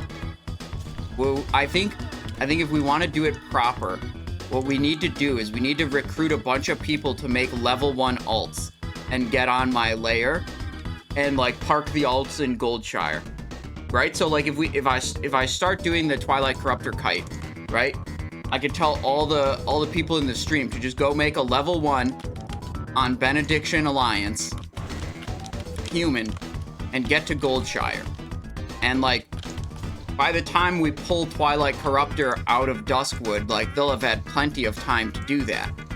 And then they can like whisper me, get on my layer, and then when we finally show up in Goldshire, there'll be, you know, hopefully at least dozens of people, level 1s, there ready to feed the Twilight Corruptor their souls, and he'll grow giga big, and it'll be perfect. But like maybe I could make that plan even better, you know? So we're just gonna let it simmer until I think of really what the best way to do this is. We just gotta get that guy to be so big that he one-shots everything. Like even the high-level Stormwind City guards.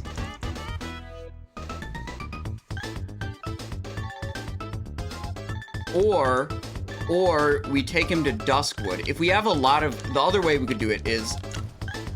We could have him feast in Duskwood.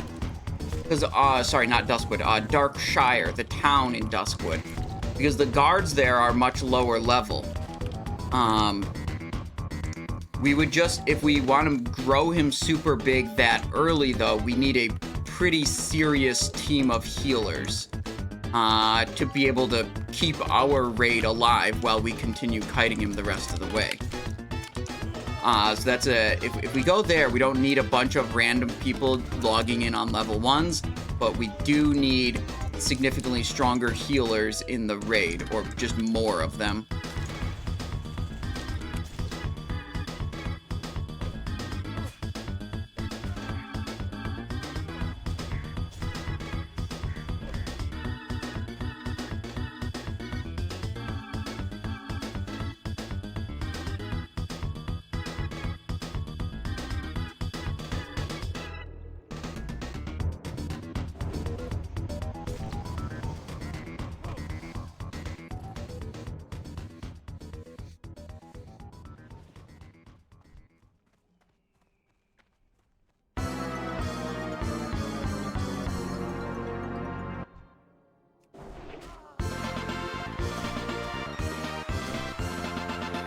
Just killed that guy in 3 globals. 165 experience. Easy. 1, 2. Didn't even get to the 3rd global on that guy. Ambush too strong.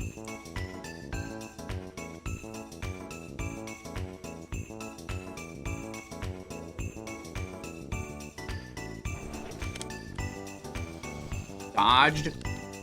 Bro. Okay, it's fine. It's fine.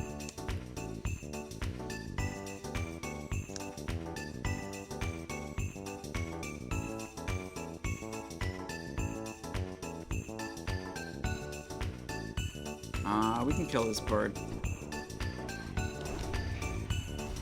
Do need it for the quest. Hollow vulture bone.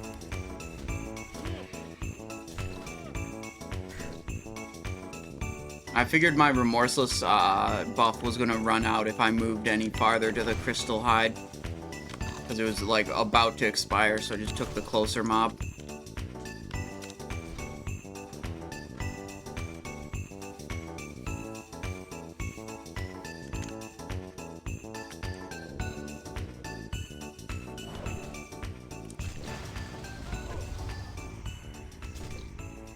Wonder what our playtime is for this level. We've been grinding non-stop. We're at 1 hour, 28 minutes on this level. I feel like that's not great. 90 minutes and we're about 2/3 of the way through the level. So we have about another half. 90 minutes, 2/3, 1/3 of... About another 45 minutes. Would finish it off at this rate. Oh shit, I aggroed him. I just noticed my poisons were gone on my Ziggler.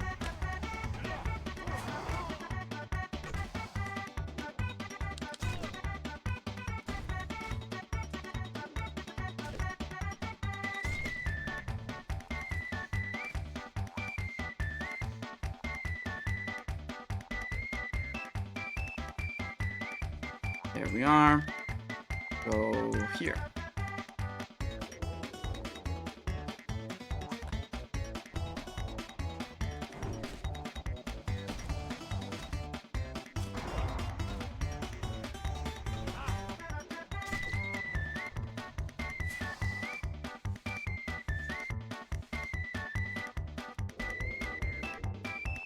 Crystal hide.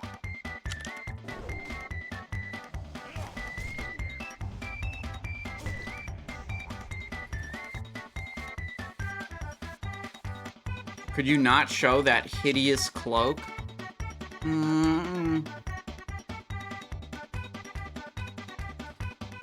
Alright, but I'm not gonna hide. I'm not gonna hide the helm. I'll hide the cloak. I can agree with that.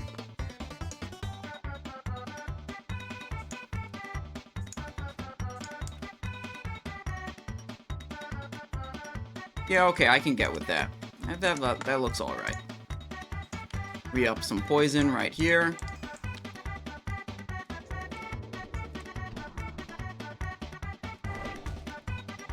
Non-critical ambush. Very unlucky.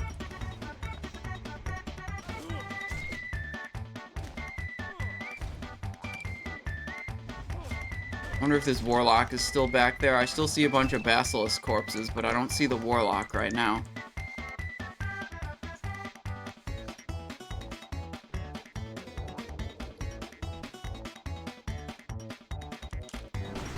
There we go, got the ambush. Sometimes they spin around at like the last second as you approach them, and it's so annoying. Oh, Thistlefur Cap of the Owl, Intellect Spirit Helmet. Yeah, we'll sell that on the auction house for sure. Helmets are hard to come by, so pretty much every low-level helmet is worth something.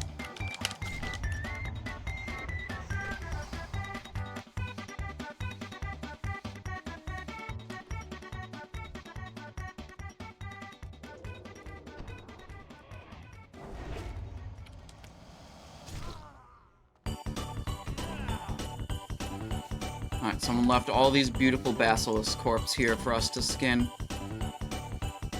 And I won't say no to that.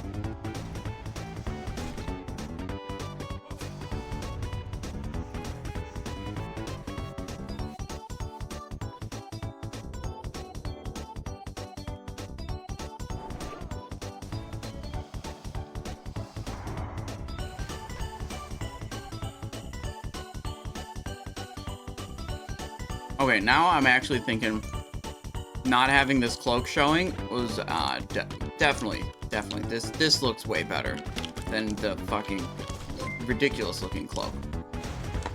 Will you be playing Cataclysm? Well, that's months away without a definite release date, so things could change before that happens, but I'm not super interested in it.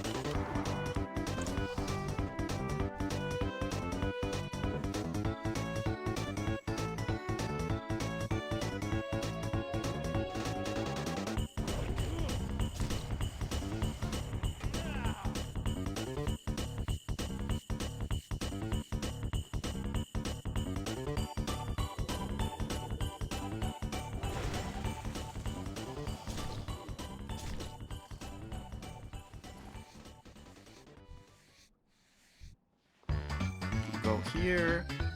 This crystal hide. There we go. Deleted. 183 experience acquired.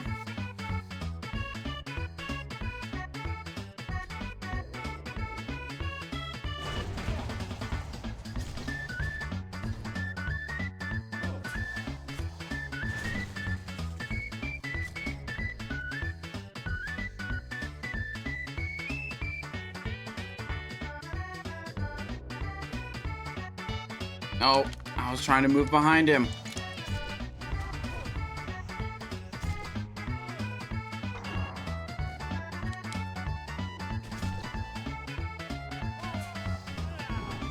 I wonder if Ghostly Strike is normalized damage in Classic Era.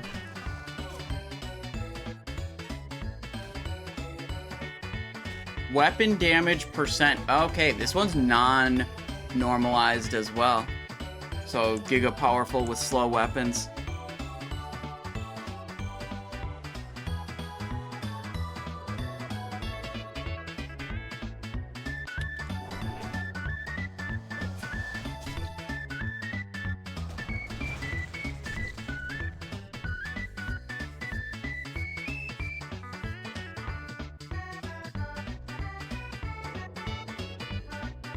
Nope.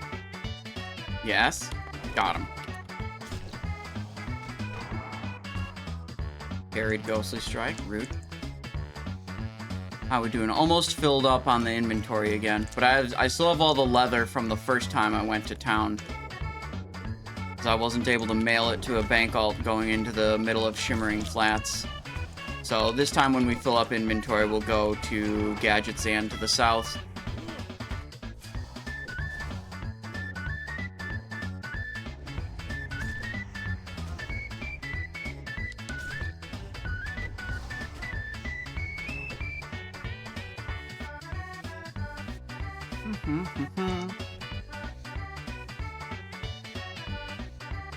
Rocket car parts. Okay.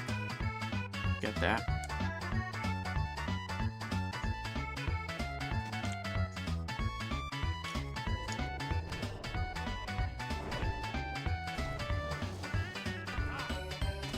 Skill and defense goes up 173. Okay. Jade. I have no idea if that's valuable or not. Probably send it to the bank alt, find out later.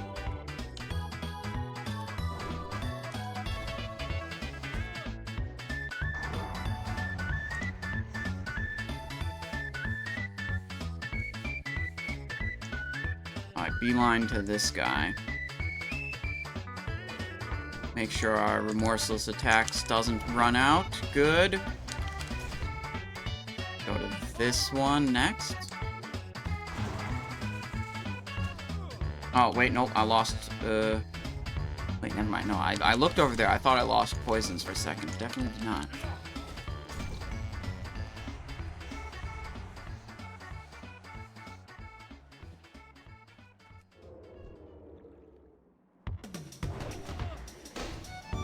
Two mobs, not really a problem.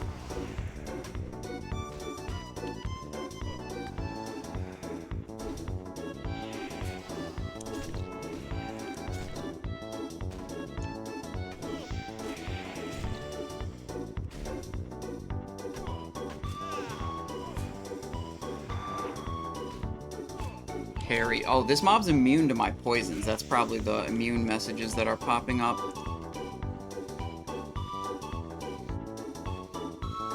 bit of bandage. I came in, like, when I left town, I made sure I had a whole bunch of bandages. But I take so little damage from these mobs. I've used a grand total of 3 bandages since I got to Shimmering Flats. Which is not very many.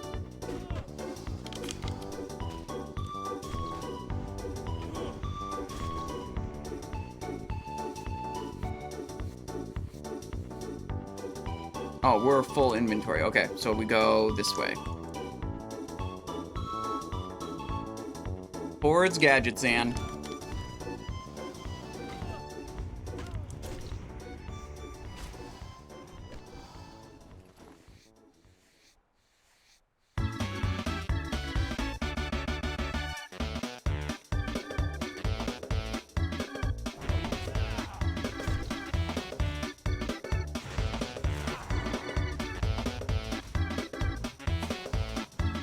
It's dead. And the coast is clear.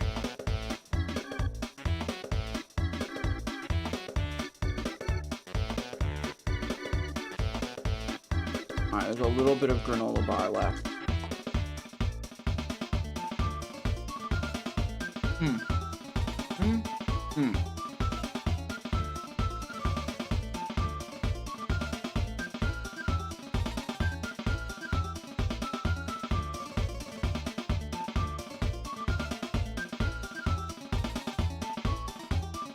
Good.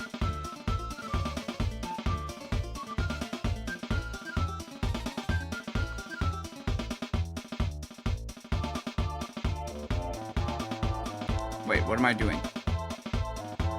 This is the wrong way. This way.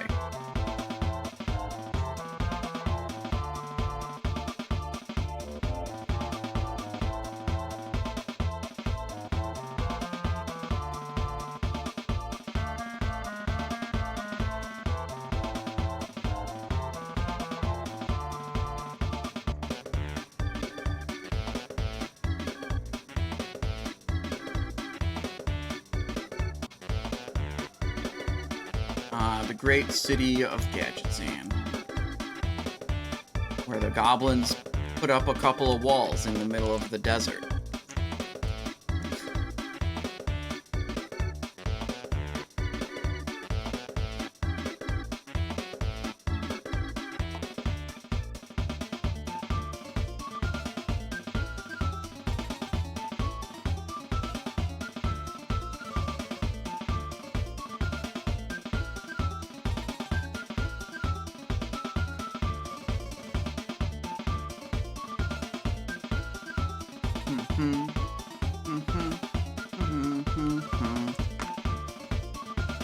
Look at all that. Heavy leathers at 71. Open all. Bro, let me have my money. I'll manual click them. Send mail. Simonize 2.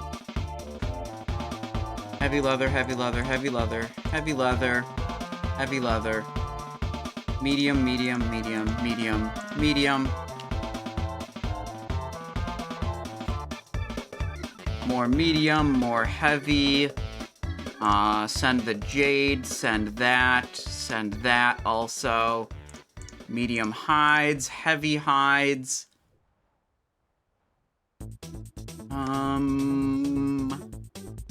And a little bit more medium leather. Okay. I think that's everything, and then the rest gets vendored.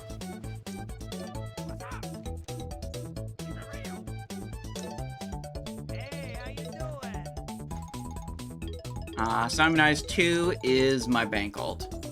So I just do all my auctioning and selling from that character when my main character cannot, you know, easily get to town.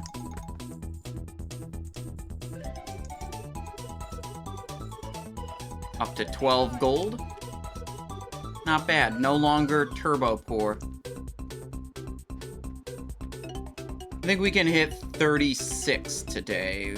5 more bubbles. You guys in for a little bit more basilisks today, or what?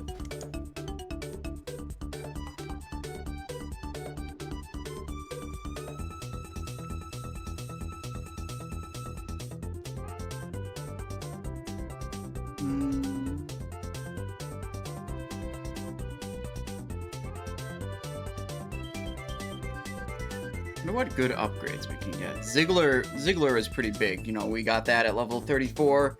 Got that from the auction house. I think the next good dagger... We could get the dagger from the Scarlet Monastery quest. Actually, let me look at that. What is it called? Black Menace? Yeah, this is the dagger from the Scarlet Monastery quest. Wait, it's a 1.5 speed? Oh my god, dude. Look at the damage range. The damage range is worse than on the Ziggler. Fuck. Okay, items, weapons, daggers. Sort by eye level.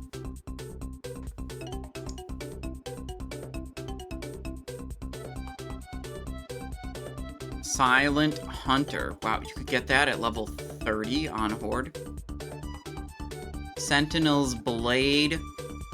1.7. That's 34 to 65. It's a little bit better. Doesn't have a damage proc, does have agility. Scout's Blade, that's the Horde one. Tokar's Murloc Shanker. Yikes. Razor Blade. Black Menace, Cold Rage Dagger, Ceremonial Elven Blade. Fiendish Shiv.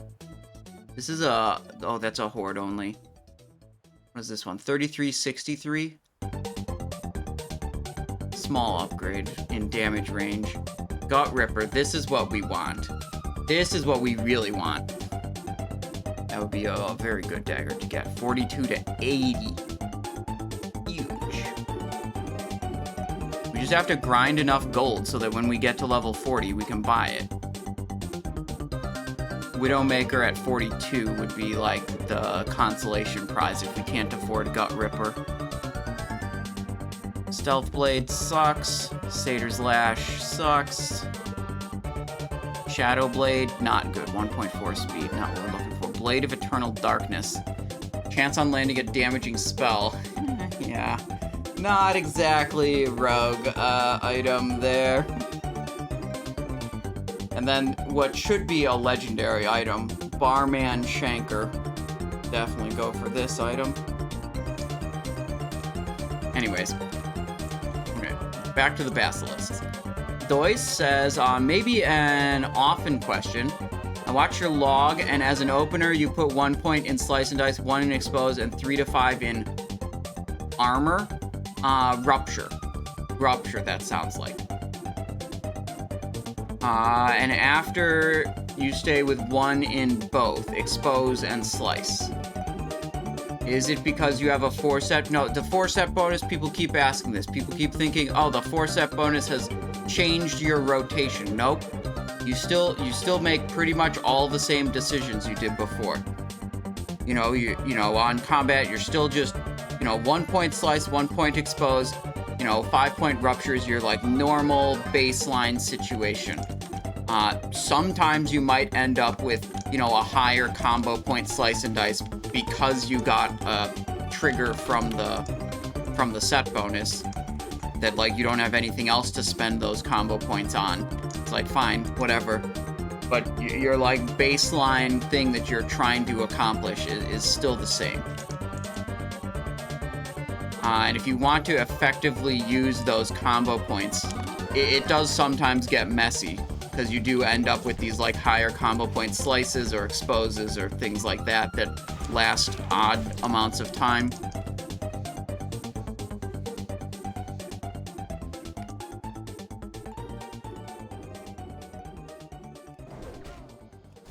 Congrats on Lich King kill, says Stabby. Any juicy drops? We got the caster one-handed mace, and we got the caster two-handed staff. So, not rogue drops, but those were drops that were very appreciated by the group. A lot of people, the people who got those were hyped. So, that's good.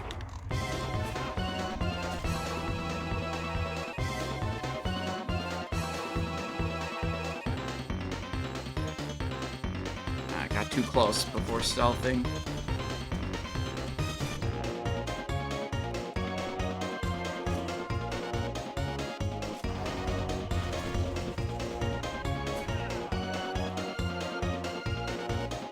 Skin that guy, loot this thing.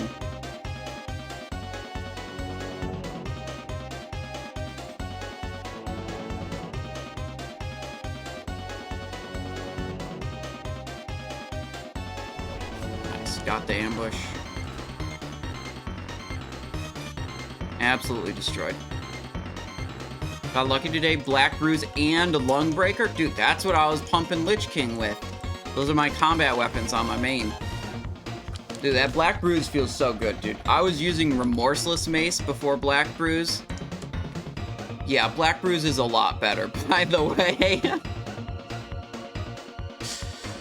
Those aren't particularly close, let's just say.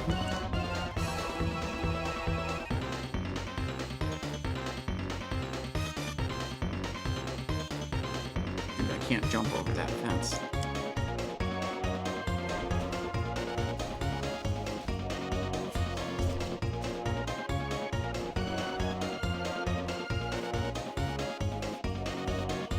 Upgraded from Hellscream Slicer.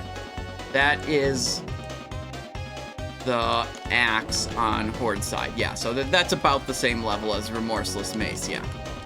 Remorseless is the Cudgel of the Damned Horde side. Yep.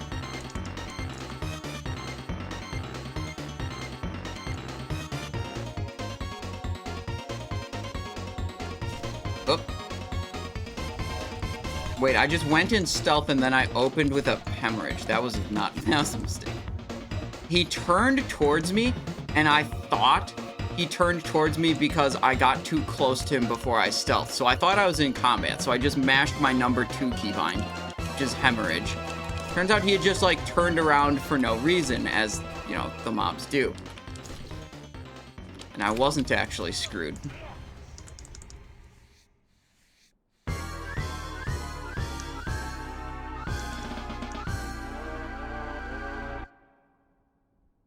Go for this guy next. Nope.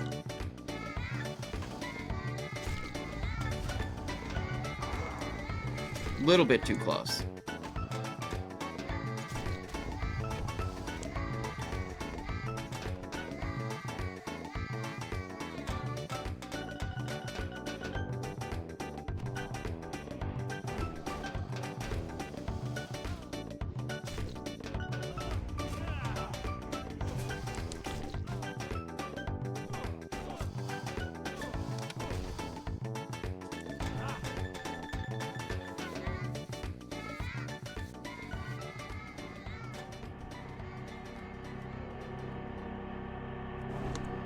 Big ambush.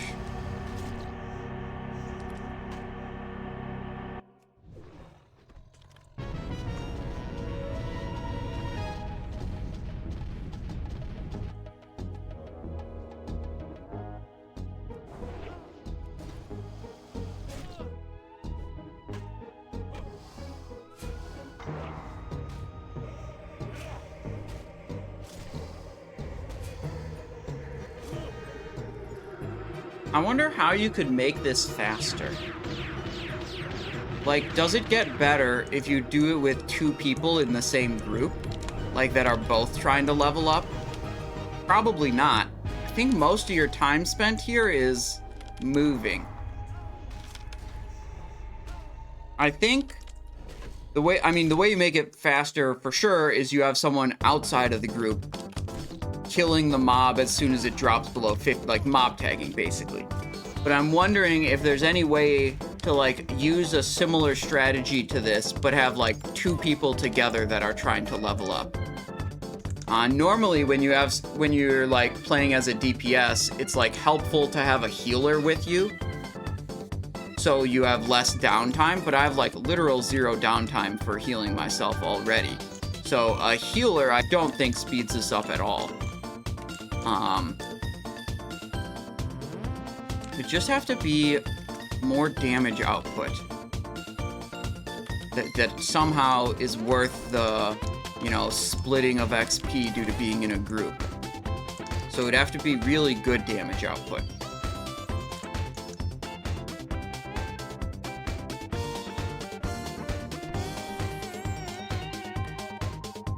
I don't know. I think this is basically a solo optimized leveling strategy.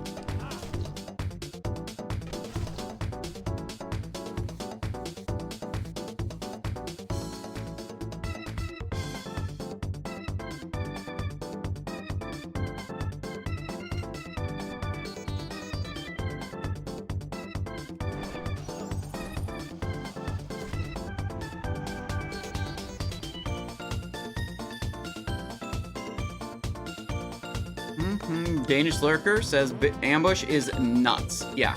And we found this group of mobs here. We searched on Wowhead for mobs that have a mana bar, because mobs that have a mana bar tend to have less health and less armor than mobs that do not have a mana bar. So we found grindable, you know, mana bar mobs. There's also these other ones nearby that don't. That are just... I mean, look, I ambushed that guy, and he lost 3/4 of his health. We killed him in 2 fucking globals, and got 165 experience for that. And, like, look, it's another crystal hide, so we're gonna do basically the same thing. One... Oh, then the hemorrhage missed. Okay, that one doesn't count. Yeah, it's like, he died so fast. That's what we do. Now, this one has, like, 300 more health. About 1/3 more health than the other guy.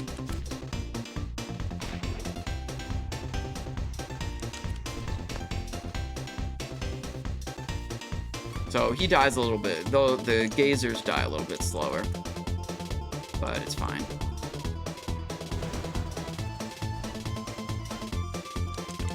Carried the... Dude, my human weapon skill is not enough. Okay. Mace is at 180. They're maxed out. My dagger skill is 174. It's not maxed out. Kind of weird.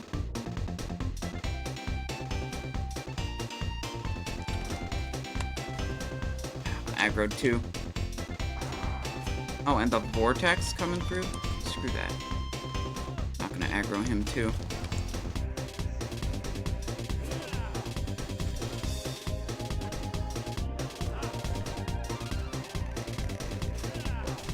I wonder, what does my damage profile look for overall data?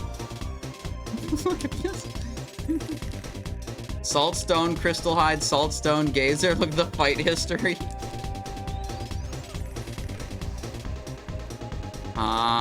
Overall data. 672,000 damage. Sinister Strike? Wait. Why does it have Sinister Strike? Oh, when we started the stream... Okay, hang on. Let me reset the overall. Reset overall. Okay, current segment. Yeah, we'll redo the poisons here. Both of them are... One is faded, one's about to fade.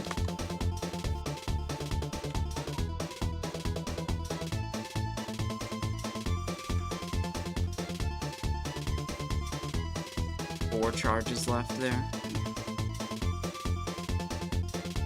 Rocket car parts. Surely this quest, like, it takes me, what, like 3 seconds to open each of those? And there's 30 of them that I need? Like, how many seconds am I spending literally just looting the quest items? At some point, it's just not worth the XP, right? Hopefully it gives a lot of XP. I swear to God.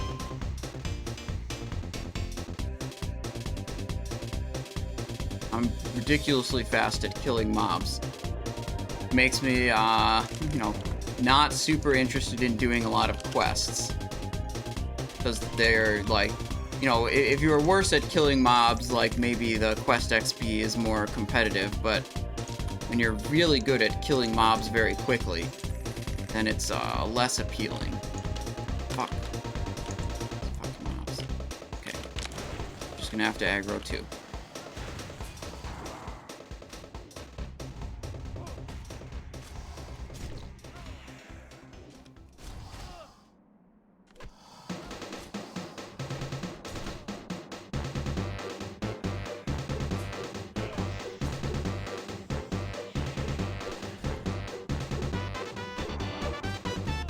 You know, if we invest points in combat instead of assassin, if we go down combat, we could get repost also. Yeah.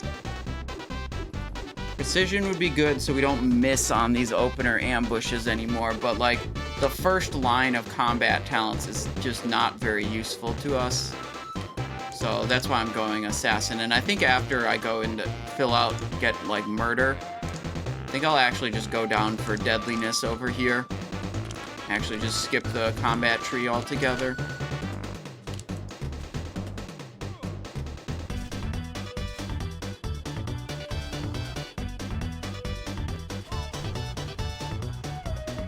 Deadly Chris of the Bear, 18.9 DPS. Bro, dude, my weapons have like 10 more DPS than that. Trash. Literal trash. I'll probably try to sell it on the auction house to someone who's less fortunate than me.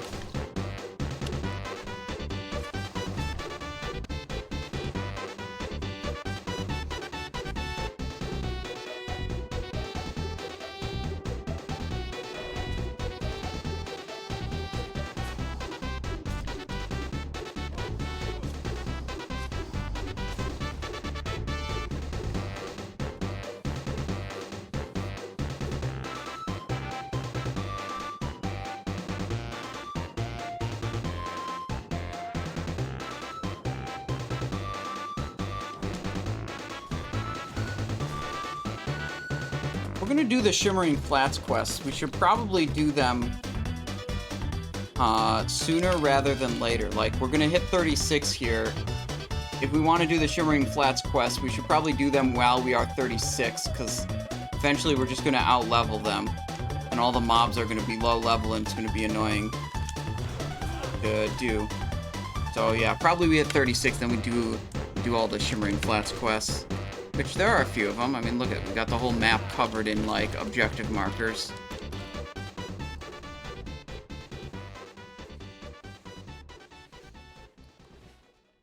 And Shimmering Flats, in my experience, is a pretty good questing zone. Like, you go into the middle, you pick up all the quests, and then you just do a giant circle around the zone, and you finish every quest. And then you go back to the middle, and you're done.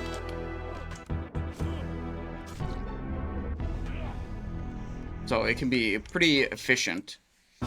As opposed to other zones where it's like, quest hub is here, one objective is west of it, the other objective is east of the quest hub. So you go back, whoopsies. So you go back and forth and all this like crisscrossing and bullshit. Nah. None of that in Shimmering Flats.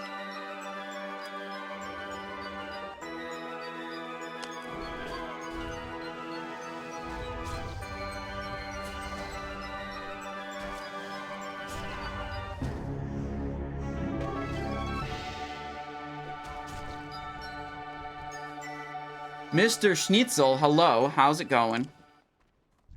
I am doing good. We are grinding in hardcore, okay?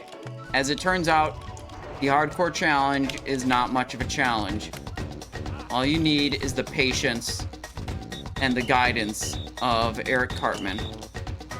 You just stay in the forest killing boars, like he said 17 years ago.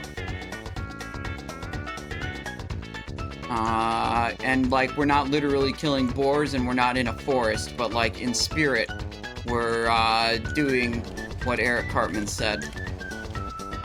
Do the easy thing 1,000 times. No risk. Actually lots of reward though. Although mildly boring. Some might say this is mildly boring, which is what you guys are here for. To ask me funny questions that I can talk about while dedicating 2% of my brain power to this gameplay.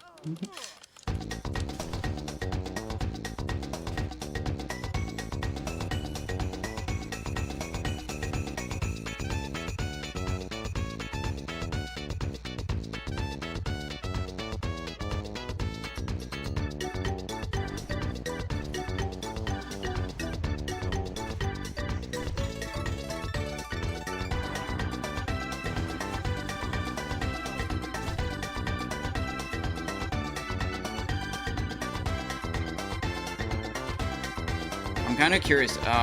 We kept an overall data log and details that included before we spec'd subtlety. I want to do a bunch more of this and then see what the damage distribution is of my different, you know, melee damage, instant poison, ghostly strike, hemorrhage, ambush. So once we've killed like a whole bunch more of these guys, we'll check that out. Kind of curious to see what the breakdown is. Like, you'd have to think, like, over half of it is going to be, well, maybe around half of it is probably ambush damage. We're going to have a simulator for level 25. I'm thinking I make a spreadsheet, and kind of a more simple spreadsheet than the Wrath of Lich King one, so that hopefully it's one that can run in Google Sheets.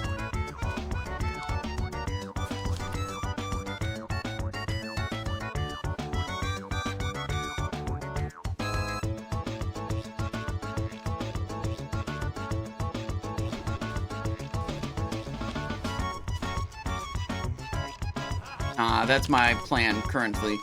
I don't have the knowledge of how to adapt the like WoW Sims simulator to be usable for Season of Discovery.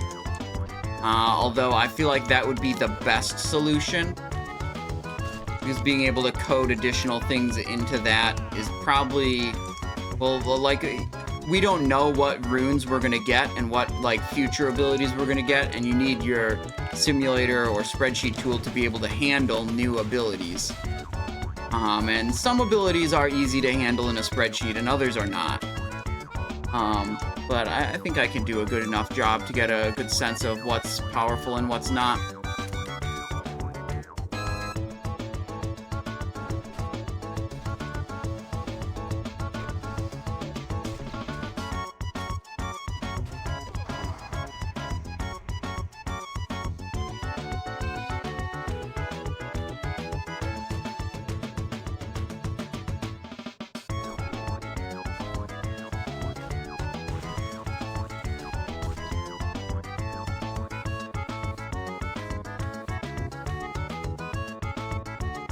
Tank Warlock gonna be fun to go in demon form.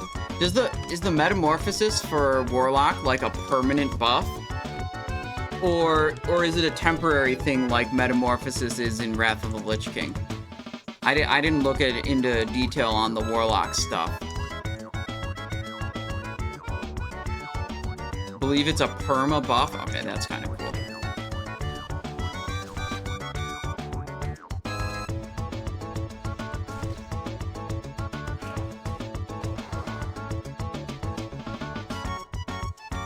Yeah, Sod is going to be wild. There's so many new things being added at once. There's like no shot it's balanced. And just finding out what's the most broken thing is going to be exciting. And then probably every level band, something else is going to be broken. Because new runes get, you know, introduced. And, and you're just like... You know, new runes, new classes broken. You get a spell for every piece of gear. I doubt you get one for every piece of gear, and that's just like not known yet. The current runes go on gloves, legs, and chest slots. And that was available in the demo. And there was a screenshot showing a rune for a belt that would be accessible later. So 4 are known. 4 slots that can have runes are known. Hog damage. Drogor says, do you know what glyphs are best for each boss to do the most damage and get a good parse, possibly for combat rogue? The glyphs are on the Discord. And I will show you exactly where, and I'll put it up on the screen. Thank you for the Prime subscription. I was just gonna give, here's the thing, I'm gonna be straight up. I was just gonna give you the Discord link for the question, but on account of you gave me a Prime sub, this is a pay-to-win broadcast. I will now show you directly on the Discord where this is, and you know, so you can screen cap it. Okay, this is the Simon I Show Discord. Here's the channels. This is the index channel. This is the best. This is like your home base for finding everything. Bis lists, talents, and glyphs for rating and leveling. Boss by boss glyph recommendation in Icecrown Citadel. All talent specs. Go here. And it says Rupture, Adrenaline Rush, Slice and Dice, and Sinister Strike glyphs. are lesser preference glyphs. Like, some people like Sinister Strike, some people like Adrenaline Rush, Rupture, Slice Test, whatever. There's very small or often no meaningful difference between these glyphs for your DPS output according to our simulator tools. So really, you can pick whichever one you feel like you like playing with the most. For any boss where one of these glyphs is recommended for combat, feel free to change it to any other of these glyphs. Also, Tricks of the Trade is better for total raid contribution than any of the preference glyphs, any of those. If you only care about your own individual damage, you can swap it out for your choice of the lesser preference glyphs. Tricks of the Trade buffs someone else's damage. It doesn't help your individual parse. So here's this. And it's just all the bosses. And then combat doing expose, assassination standard build, assassination rupture build. And it's got a whole list of, yeah, exactly what you want.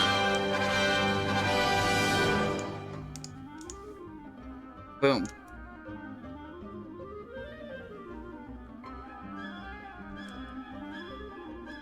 I appreciate the sub, Throgor69. Welcome to the stream.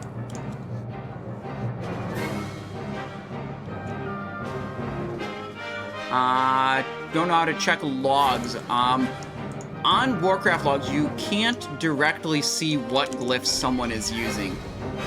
You'd have to do some, like, extra investigation. Like, if you look at their buffs and you see that Adrenaline Rush is lasting 20 seconds, well then, okay, the only way that happens is if they're using Adrenaline Rush glyph. Or, what else could you know? You could... Yeah, if they killing spree more often than once every 2 minutes, then you know they're doing killing spree glyph. But it's like weird things like that that are kind of hard to tell. There's no like obvious thing that just says, oh, they're using these 3 glyphs. Throgor says, love your videos and all your stuff. Thanks a ton, man. Well, you're very welcome. I'm glad you like what I'm doing here. I can't do this without your guys' support. So really, I'm glad that you guys, you know, like to hang out here and choose to support me. So it's good. It's good. It works out. I like this video game. You guys seem to like getting help with this video game and information about it. It works out.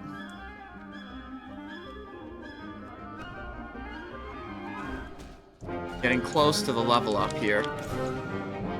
What is this? 67,000 experience. We're at 62,473.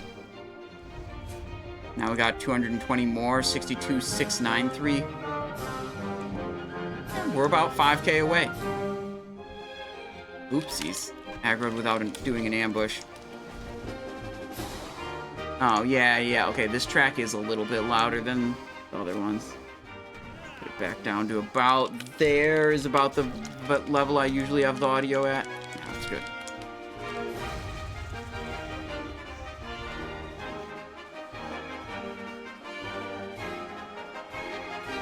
What do you guys think?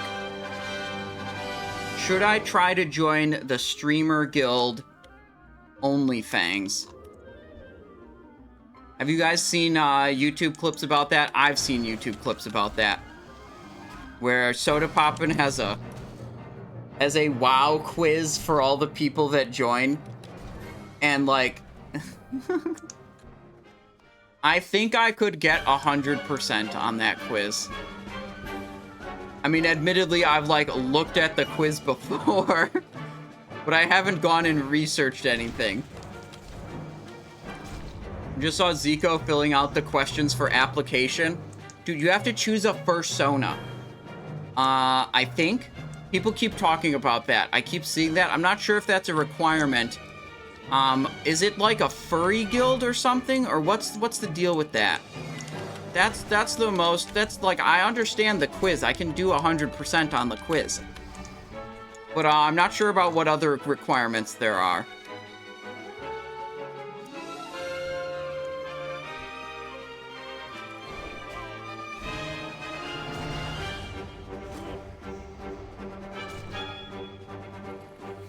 Yeah, but just think about when they finally make it to Molten Core. You have to be a furry to join. Well, fuck, dude. I play Rogue instead of Feral Druid. Literally all Feral Druids are furries. I don't know if I'd be allowed to join as a Rogue who is not a furry. See, okay, here, it's like a Venn diagram, okay? Imagine. All Druid players are furries, but not all furries are Druid players. Some rogues are also furies, but some rogues are furries, but there are also some rogues who are not furries.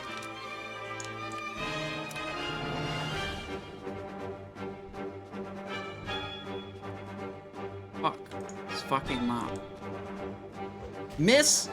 Bro, I threw a 30 energy distract to set up the ambush, and the fucking ambush missed.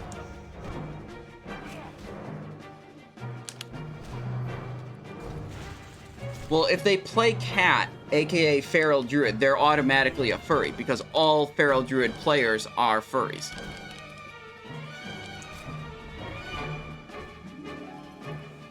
What's your slash played on this level?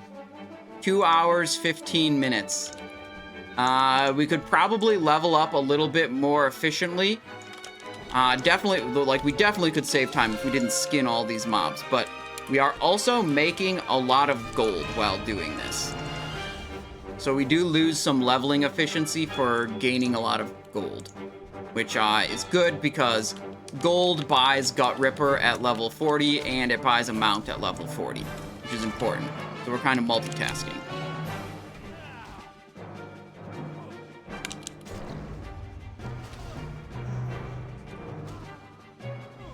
Ain't no way you need the numbers that big? That's true, but why wouldn't I have the numbers that big, dude? Bigger number, better person.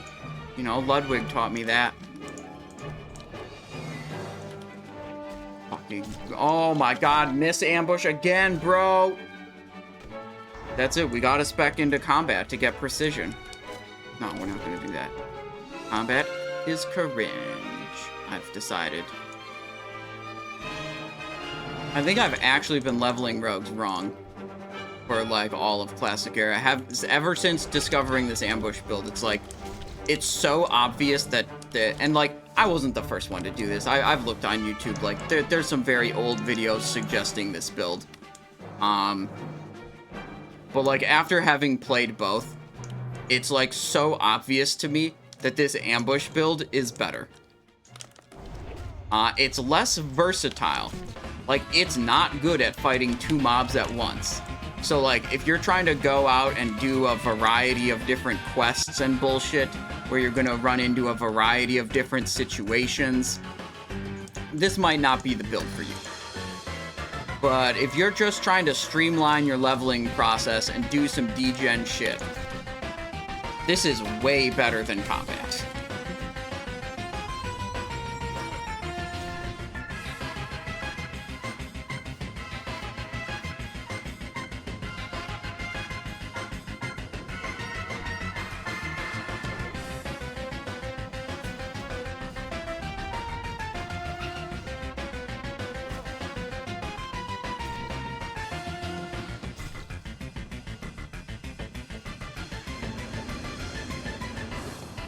Am I Ziggler running out of durability yet? Oh, dude, it's got all the durability still.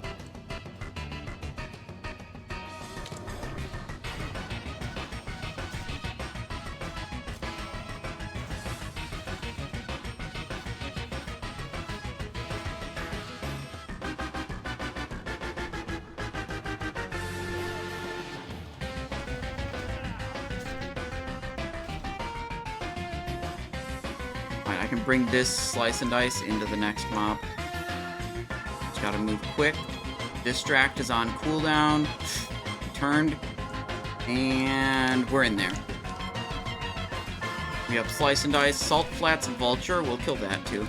We have actually a quest for it. Where's he going? Alright, well, we don't have to kill him. He's moving that way. We'll just let him go. Go over here. Kill this guy. Slice and dice.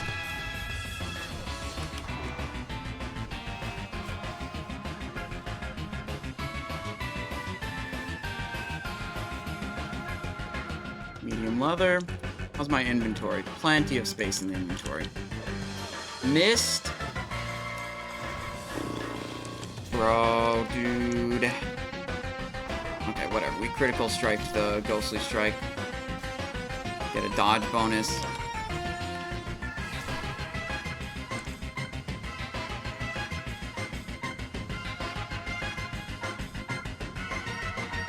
Like, when you level as combat, you actually have to take time out between mobs to heal yourself.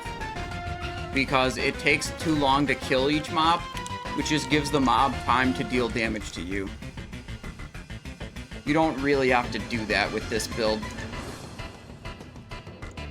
That's like the obvious benefit is killing mobs quickly. The not obvious benefit is because you kill mobs so quickly, you have less downtime between mobs because you hardly ever have to heal yourself. Like, the most downtime between mobs is, well, for one, moving, but that's always there. But aside from that, the biggest downtime issue I have is reapplying poisons. Like, that's it. That's what's slowing me down.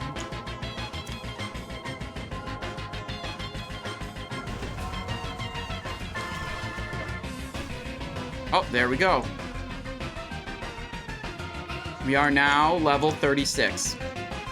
I think we get a new rank of instant poison now at 36.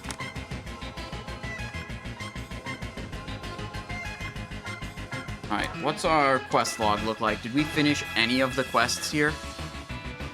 No. We didn't finish a single one. We picked them all up, and then we just went back to farming basilisks. How many levels am I going to get on these mobs? Well, probably not anymore today. I think we should go back to Ironforge. Train our new spells. Chill. But probably stay here for at least one, maybe two more levels. Go 38. What we've got to do is, here's what we've got to do. Wowhead, Classic, Database, where is it? NPCs. And what we have to do is search for the NPCs that have mana greater than 0. And level range can be, what, 30 to 40. Just keep it a little simpler.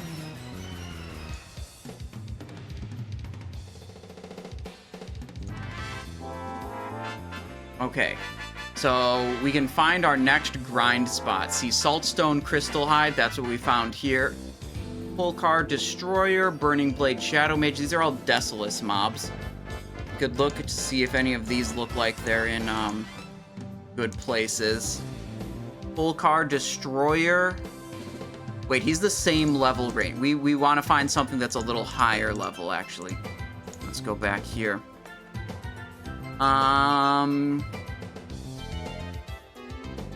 30, yeah, we want to find like a 34 to 35. Yeah, like this. Okay.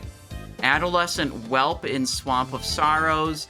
Slitherblade Oracle. Get these Syndicate Wizard.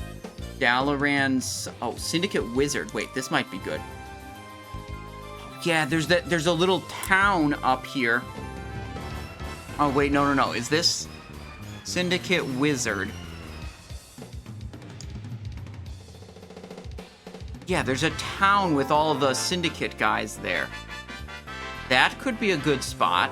If there's a lot of wizards, there's probably non-wizard mobs there too, but, you know, whatever. Gelkis Earthcaller, Gelkis Clan Centaur, Bloodscalp Mystic.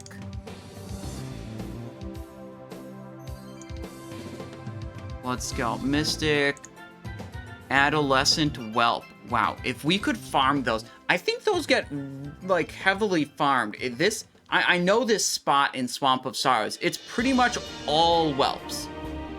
So, like, if I could be in this spot and have it be uncontested, it would be super good. This is in the water, so disqualified.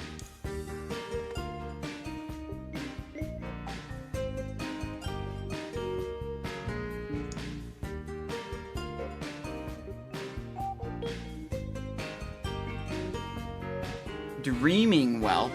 Wait, what is this? Oh, it's the same spot. Okay. Yeah, maybe we try to go there. Witherbark, Shadow Hunter, Venture Code Geologist, Argus Shadow Mage. What is this? And where is it? It's still in it's in this same little town area. Strandbrad. Okay, so this is an area we'll check out, and also the Swamp of Sorrows area we could check out too.